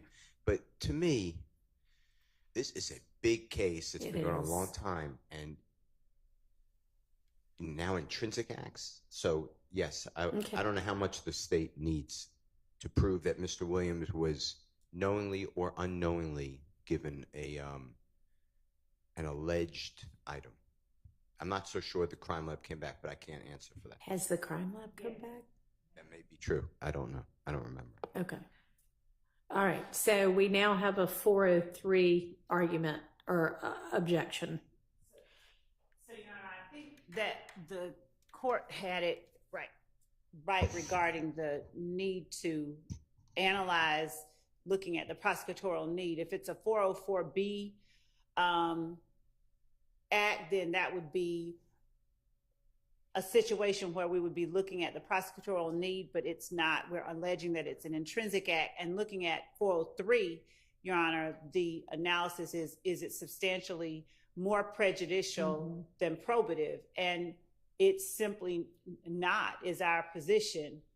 He's alleged to have, Mr. Williams and the other indictees here are alleged to have conducted drug transactions. One of the acts on the indictment involves them having a trafficking amount of drugs, right? Yeah, at least one. So we would argue that it in no way can be viewed as substantially more prejudicial than probative, and it's intrinsic. But we're pulling up the video too. Well, I mean, I guess is that intrinsic is yet to be determined based on the time period, but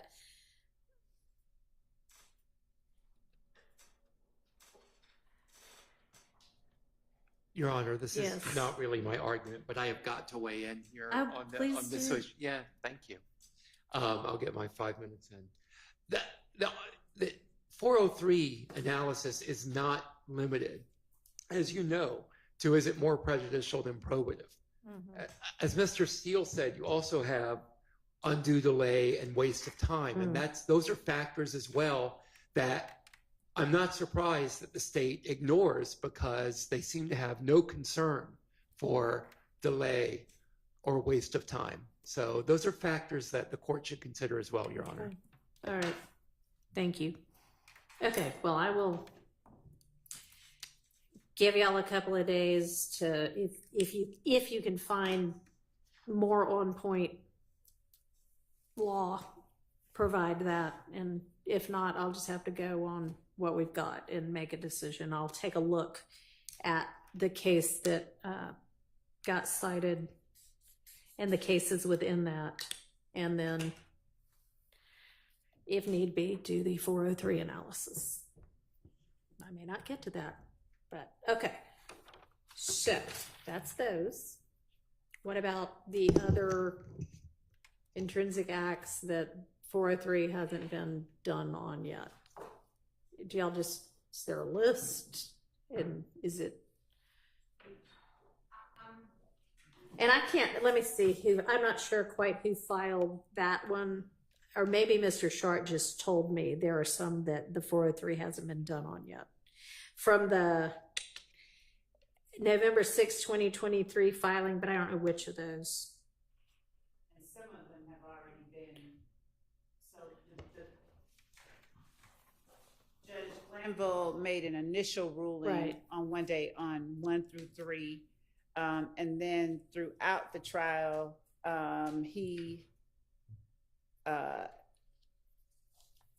we dealt with and admitted evidence on number 4. Does the court have not the right list? in front I'm not of sure me? what list you're referring to. The filing on November the 6th, 2023. Yeah, I think Of I've the- got that. Give me a second to locate it.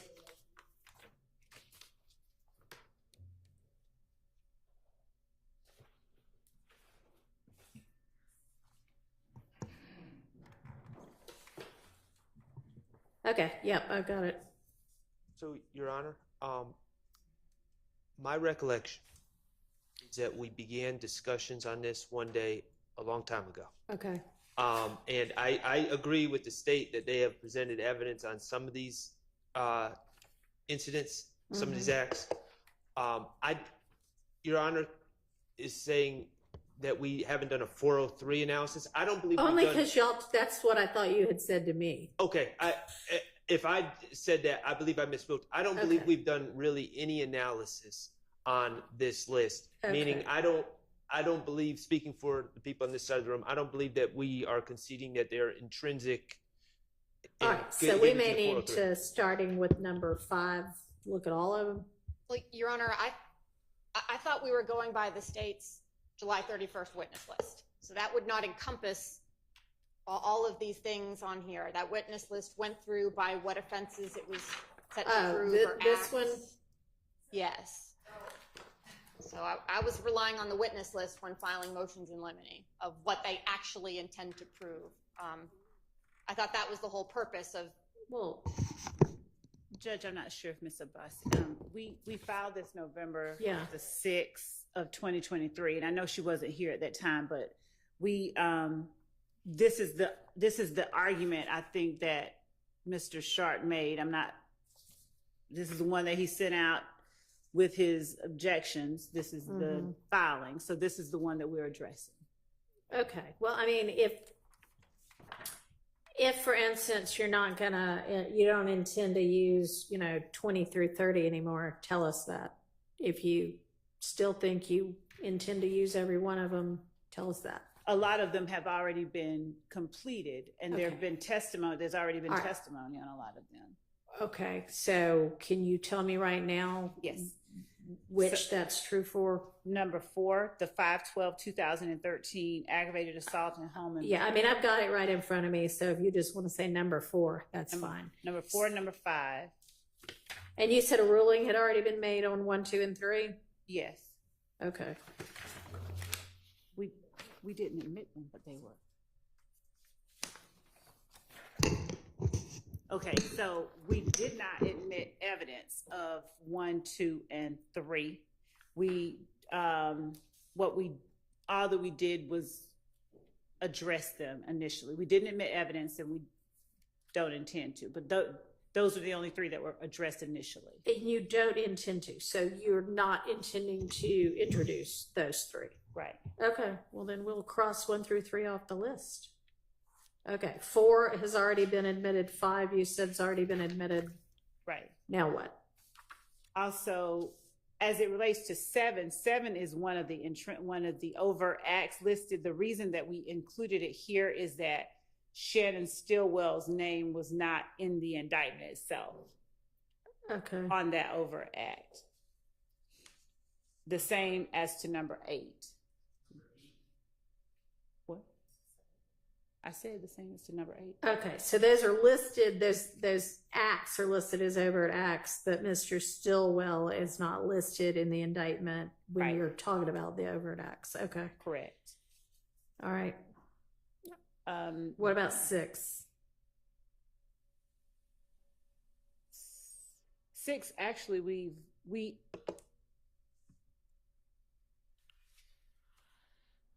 so 6 is going to be talked about. It has already been talked about some, and it'll be talked about some more. Yeah, I thought it had already been talked about some. So, I mean, that's in the past, basically. 7 and 8, given that they're overt acts, adding Mr. Stillwell to them, that can still come in as intrinsic. What else? 10 has already How about been. 9? 9 has not been talked about. And do you intend to still present evidence of that?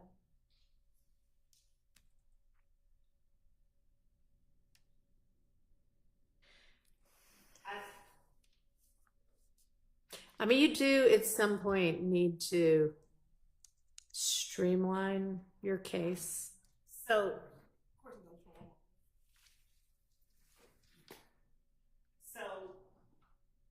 we can strike off number 9. All right. I believe.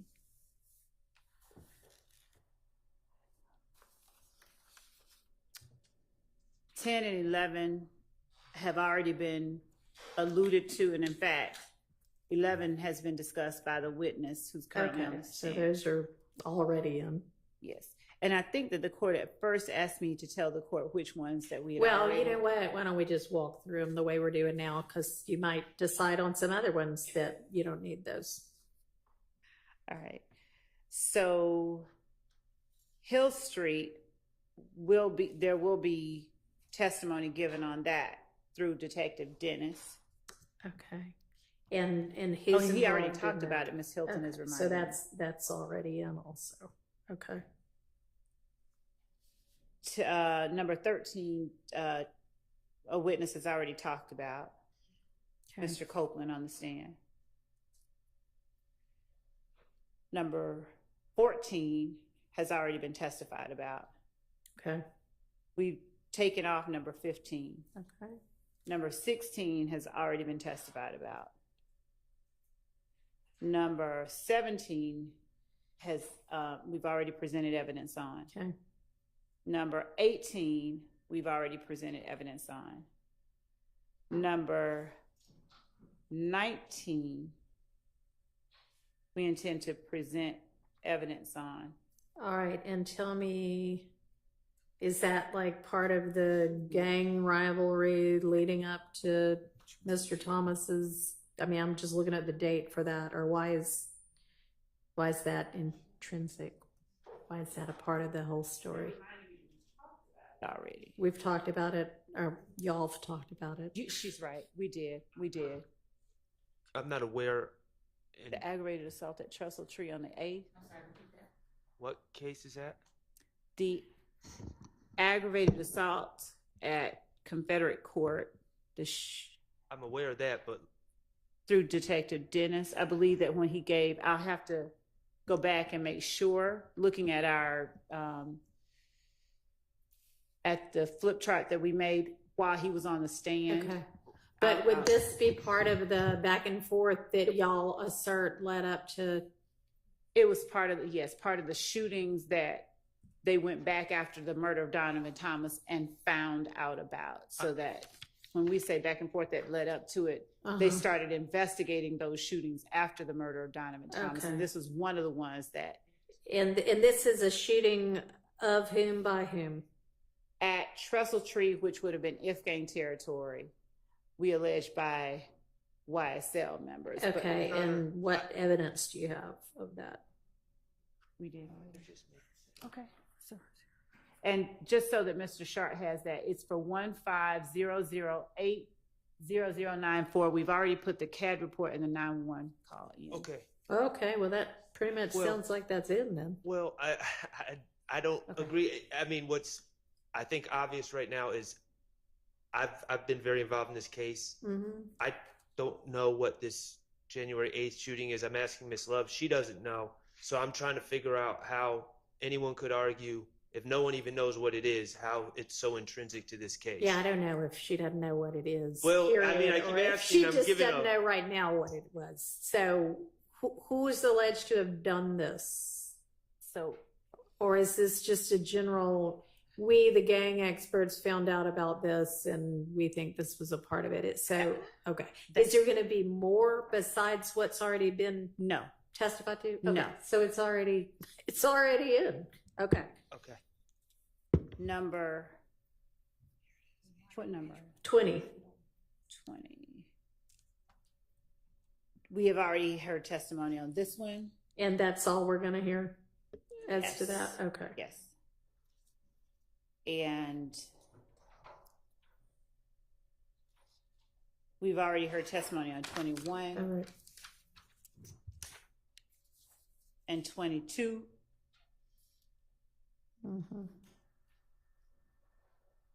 We're not introducing 23. Okay. 24, we've already heard testimony about, and we will hear more. This is actually where we got that video from that we mentioned. Mr. Sledge, that's in the folder for Mr. Sledge.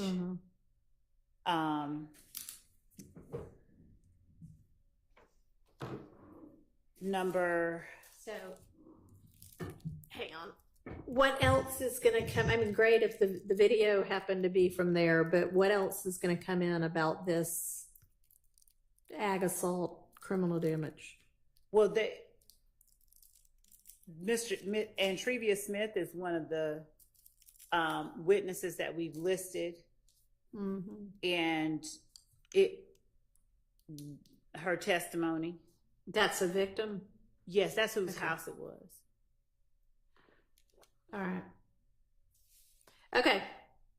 Go ahead then. 25. This is January the 28th.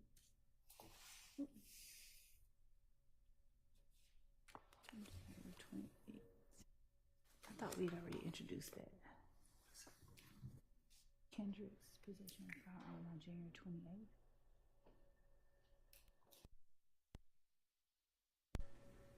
1502.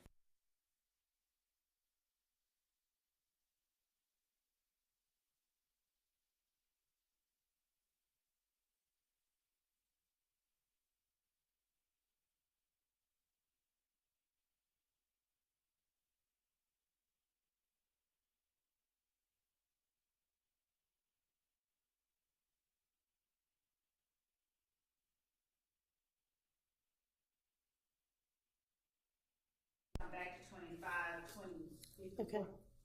That's fine. 26, we're not going to introduce evidence of. 27, we've already introduced evidence of. 28, we've already introduced evidence of. With the exception.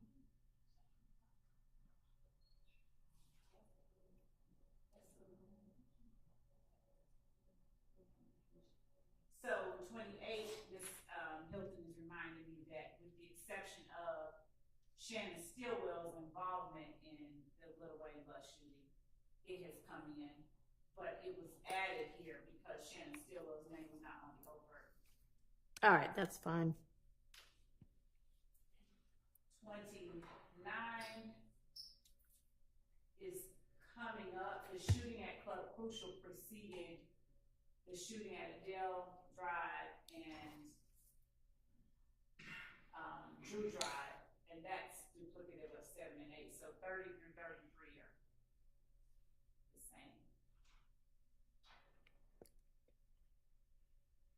So, I'm sorry, 30 through 33. I was saying 7 and 8 if the court would just. Oh, okay. So they're just listed on here twice, basically. Okay.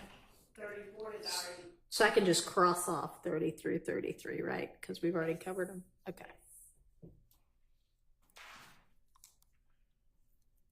34 has already been testified about. 35 has already been testified about. Okay.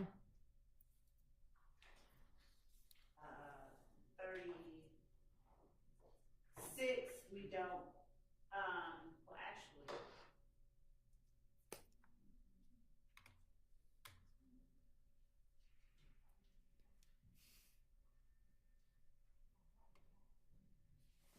I'd ask the court to allow us to come back to 36. I believe that there are ruling may have been made on that. Okay.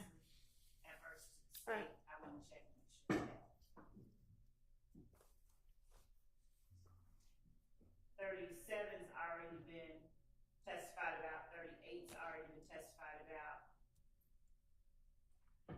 39, we don't intend to introduce evidence of. Okay.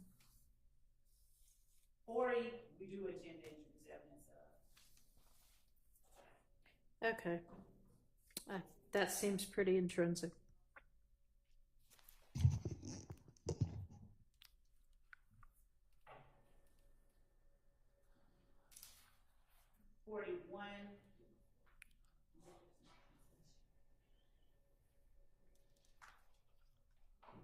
We were taking off 41. This member has been set. Wait a minute.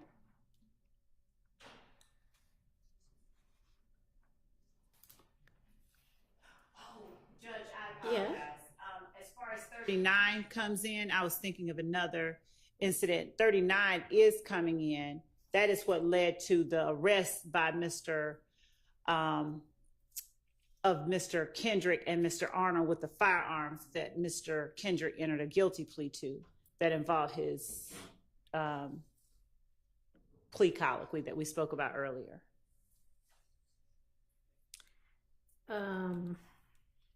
But the fact that Mr. Arnold didn't want to identify Mr. Curtis or testify against him at trial is not, we're not putting that part in. Okay, but that Arnold was assaulted by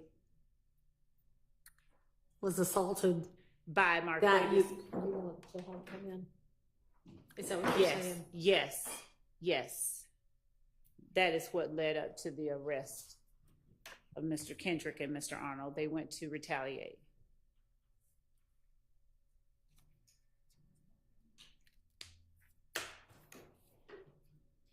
So my apologies. That's 39 and 40 coming in.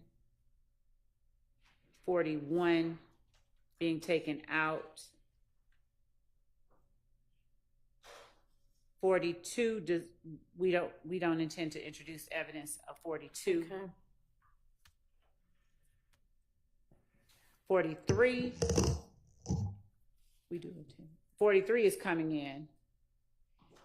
Well, we intend to introduce evidence of 43. That's tied to the armed robbery that he's alleged in the indictment to have committed. Okay. On October the 11th. 44 comes in because that, we believe, is the motive for the murder. That is the last murder on our indictment. Okay.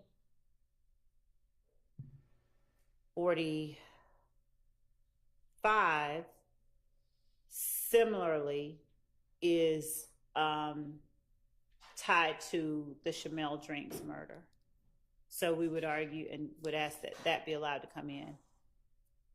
46 as well is tied to the murder of Shamel Drinks. As a matter of fact, 47 and 48 and 49 are all tied to that murder.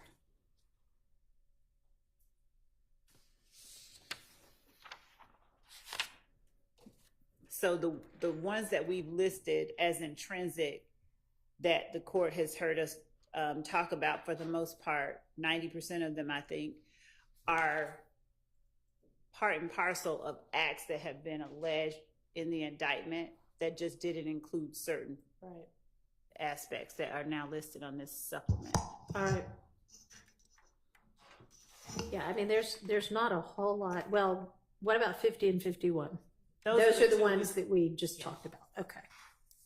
All right. So other than those two, I mean, honestly, most of it already has come in, or is like, I don't think even arguably not intrinsic to the rest of the crimes and overt acts. So I think the rest of these, not 50 and 51, but the rest of them, unless y'all got some kind of a 403 argument to make, those seem appropriately in.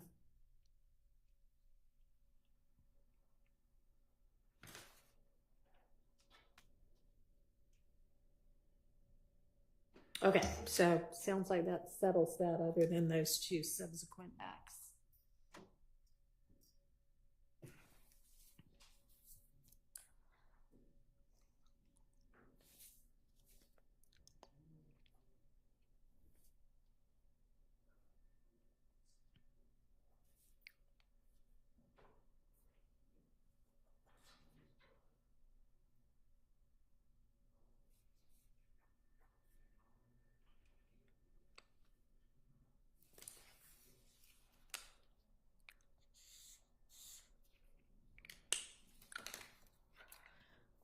All right, with regard to the, I think I already asked y'all to do this, but the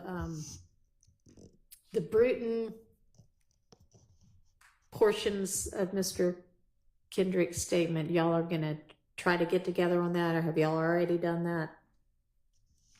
I thought it was agreed that because I listed out what I believe are redacted portions, and I gave the timestamp on the actual interrogation, then the state can say we disagree or we agree, we could get together. Okay, but that hadn't been done yet. Y'all still need to do that? Right. Okay, well, that's something I think we might get to tomorrow. As well as we were just served by Mr. Williams a bucket of exhibits. I think he wants to introduce with somebody at some time through a Dropbox link. So we could probably discuss those this week as well. Okay. We can, but it'll take about 8 seconds. There's not much to discuss. I added a video, and I specifically wrote what it is, and then I added it to the Dropbox so everybody has the world that Mr. Williams may introduce at trial. Okay. Exhibits. So it's just one video. All right. So do you believe the state will be able to examine whatever portions of Mr. Kendrick's statements they think might need to be redacted and let us know? Yes, I looked at some of the, I don't agree with them, but I can look at them and have some agreements if they're already by tomorrow. Okay, sounds good. So tomorrow we'll still need to do that. We'll need to do the PowerPoint. We served that one. Right. So I'd like to maybe take that up tomorrow or sometime this week. I want us to be ready on as much as possible, though, so that if we finish one topic, we can move on to the next one. And then we've still got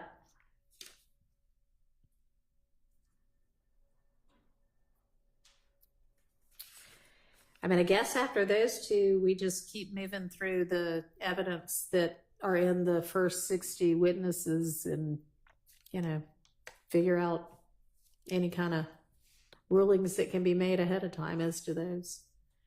And that would include Mr. Sprinkles. Okay. And have y'all done the next 30 yet? They have everything until 60, and we'll work on the 61 through 90? through 90. Okay. Your Honor, just Mhm. calling this to your attention. Ms. Hilton is correct. She identified specific co-conspirator statements or things that they allege are co-conspirator Right. statements. In reality, we have a lot of different voices here. Mhm. I have reviewed all of the wiretap calls Yep. that are relevant, at least. Okay. But in my opinion, there's going to be no way to litigate those matters other than just going through them. I hate to say that, but we're not going to agree that any of them are in furtherance of a conspiracy, and we're not going to agree that a number of them, we don't even know who Mr. Garlington is talking to. Okay. So that is something that I would humbly suggest should be on the agenda, because we're going to have to work through that. Okay. I mean, yeah, I agree. This is the wiretap. We got to get through all of it. So what witness is that going to come in through?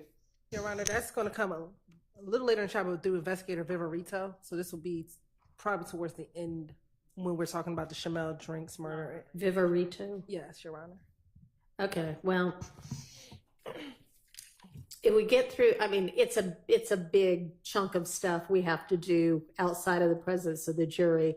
So it may not be what is first on tap, but we're going to try to utilize our time. So that's something we need to turn to as well. And to give just a quarter reference, it would be after witness 91. And this is when Investigator Viverito comes up, probably her third or fourth time. So Okay. Have y'all given thought to streamlining your witness list and your evidence? So, Judge, just so that the court is aware, early on, I don't know how familiar the court is with the number of witnesses that we initially started out with, but we started out with over 700. Mhm. And before, I believe, Mr. Weinstein filed his first motion to limit the state's case with the former trial judge, the state announced to defense that not only would we actually be asking for an earlier start time and a later finish time, but we actually told them that we had reduced our list from the over 700 to just over 200. Mhm. And we've reduced it further. And then after that was when I believe Mr. Kendrick filed a motion to force the state to reduce its list, but we had already said and done that. So now we've reduced it even further. And I believe that we are at that point where we've reduced it. The delay that Mr. Kendrick referenced in his motion has not been attributable to the state. We have had a number of administrative days. We have had a number of delays that were caused for other reasons that had nothing to do with anything that the state's case entailed. So our case and the length of our witnesses is not prolonging this trial at all. And our position is that we have streamlined it considerably. We continue to streamline it even after our first streamlining that we apprised them of. All right. Well, all I'm saying is please try to do what you just said you are doing, which is continue to streamline, and I don't have the entirety of who's saying what to what, but you do have the thing that says what counts each witness is going to go to. Just make sure that you're not being cumulative and that the witnesses you're calling are basically worth calling, that they're going to add something material to the jury's ability to decide this case. And Your Honor, we have indeed been doing that. I think that the main cumulative objection has come from as I remember, they've argued, well, they've called a gang expert, 3 gang experts, and that's cumulative. But each gang expert has talked about a different set of information that they have knowledge of, and they also had factual information that they were both fact witnesses and expert witnesses. But you're expecting 2 more gang experts? In terms of new ones? There were 2 left on the list that we haven't yet gotten to. Right. So one of them we may not call. Okay. Well, you would need to be able to express what it is that expert or those 2 experts is going to offer that hasn't already been covered by the 3 that have already testified. We would. Okay. And Your Honor, I would like the opportunity at some point this week, I expect the state to respond to the motion that we filed, but I would like the opportunity to actually argue that in front of you. Well, I mean, I don't know that I need a response from the state. I also don't need argument from you. I mean, I understand what you're asserting in your motion. I mean, just today, Your Honor, they say that gang experts, for example, because that is one that we have gone to, that they have not been repetitive. But just today, and I wrote this down because it's just emblematic. Just today, Ms. Love said, quote, our gang experts have testified to B replacing C. So here, there's a situation there where their gang experts have testified to the same thing multiple times. There's B replacing C. It's constant, Your Honor. And there's absolutely no reason that they should get to run this courtroom. Now, I'm not asking to run it. I'm asking you to run it. I'm running it. Okay? And you have the ability to put a time clock on the state. We're way past the time. I'm just going to finish real quick. We're way past the amount of time that we have told the jurors that they will be here. And that is a factor that you can consider. We told the jurors, now I remember 6 months. Other people have said we told the jurors 6 to 9 months. We're going to far exceed that. There's any number of reasons, and they're outlined in the motion. If you don't want me to argue it, I won't argue it, that we can put a limit on the state, or you can put a limit on the state. Okay. I understand what is set forth in your motion. I understand the law. I understand what my powers are as the judge presiding over this case. I understand that cumulative evidence is unnecessary and maybe undue delay and a waste of time. I also understand that the state has a right to present its case and that they don't have to be limited to just one witness per, count in the indictment. They have rights to. So I appreciate what you put forth there. I agree with it. I mean, it is granted. Okay. I will not permit there to be excessive, repetitive witness after witness saying the same thing, exhibit after exhibit showing the same thing. Well, the relief I requested was to put a specific time, whether it be days or hours or however you want to do it. So if that's granted, I am thrilled. Well, I'm not sure that I know at this stage, given that we have only not yet gotten through one incredibly long and somewhat painful witness testimony, what that time limit might be. I don't anticipate most of the other witnesses to be as long on the stand as this particular witness has been. And maybe I can get, maybe let's just ask the state right now, like time-wise, do y'all expect any of your other witnesses to take as long as Mr. Copeland has thus far taken?